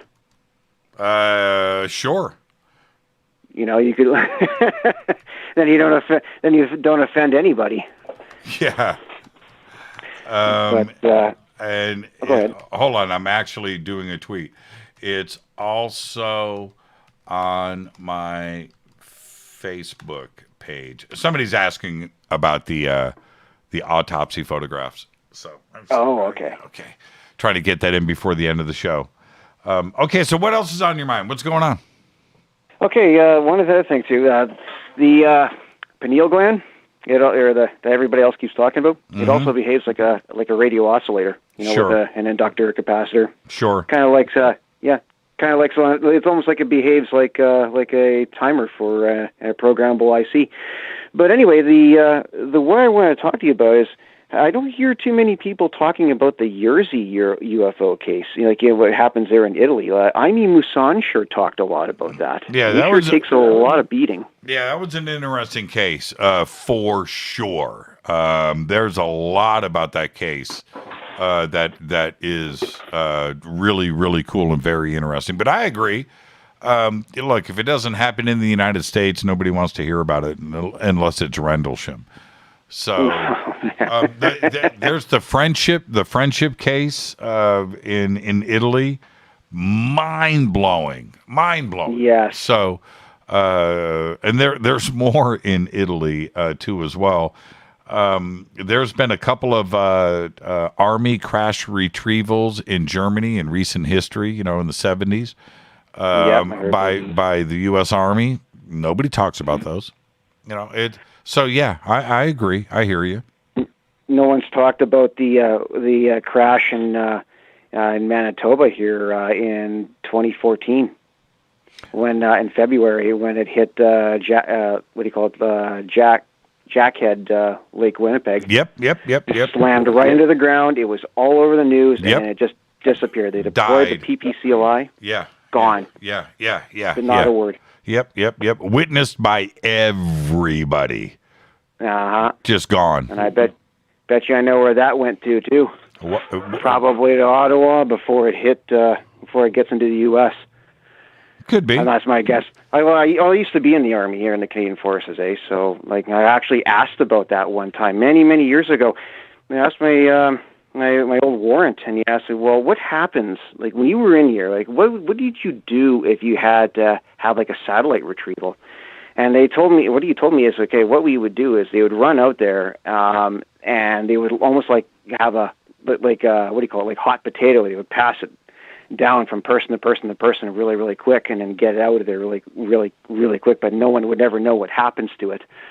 And he said, these things required certain security clearances way up at the top there in order for us to know where it goes. All you'd have to do is you'd be the grunts to go out there and get it. And then I would ask them, well, okay, well, if you had things like, for instance, Soviet satellites coming down, which were powered like on nuclear materials and things, you know, just say if it was a UFO craft, how do you know that you don't suffer any damages from it if you don't have any information? You don't. And this is one of the biggest, when I think about any of this stuff, when you have, if you're ET and you come down to Earth and you grab a car and you take it back to, how do you know what gas is? How do you know what gasoline is? You don't.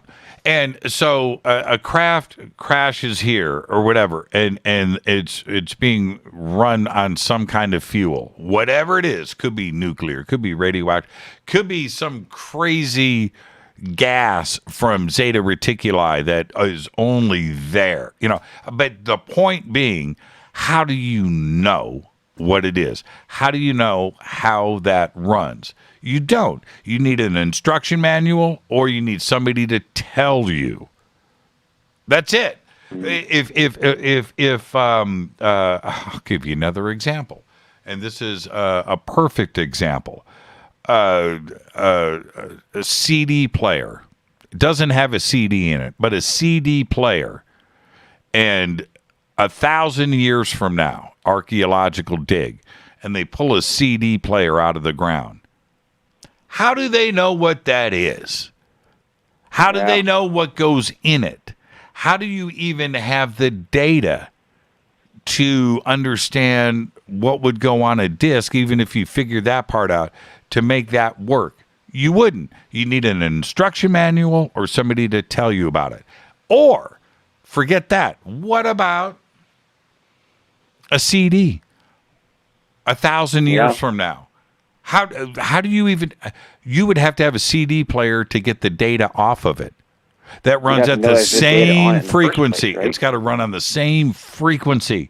It's got, it's got a... you wouldn't know how to pull that data off. You wouldn't. Yeah. And what if it's not even data? What if it's Van Halen 2? You would never know that there's music on there. You wouldn't. What if there was a beer coaster? Yeah, there you go. I got to go. I got to go in 5 seconds. Matt, behave and be well. Yeah, you too. Bye-bye. Have a great night. I've got to go. I got to get straight to it. See, I'm sitting here having a wonderful conversation, and I just spaced it, and I didn't quite get to it, and there you go. What a great Fader night, everybody. Thank you so much. Thank you to Ray Santilli. That was a great conversation right there. That was historic. Fade to Black's executive producer is Rita Camurian. Show is produced by Hilton J. Palmer, Renee, Dennis, and Kevin. Announcers are Steve Harder, Gene Vito, and Mark T. Kovar. Webmaster is Drew the Geek. Music, Doug Aldrich. Intro, Spaceboy, spaceboymusic.com. Fade to Black is produced by KJCR for the Game Changer Network, and syndication is KGRA, The Planet. This broadcast owned and copyrighted 2021 by Fade to Black and the Game Changer Network, Inc. They cannot be rebroadcast, downloaded, copied, or used anywhere in the known universe without written permission from Fade to Black or the Game Changer Network. I'm your host, Jimmy Church. It's Memorial Day weekend. Everybody go party, go eat, hang out with friends and family. Do your thing. But we're going to have a show on Monday. I'll see you then. Have a great weekend. Be safe. It's time to fade to black.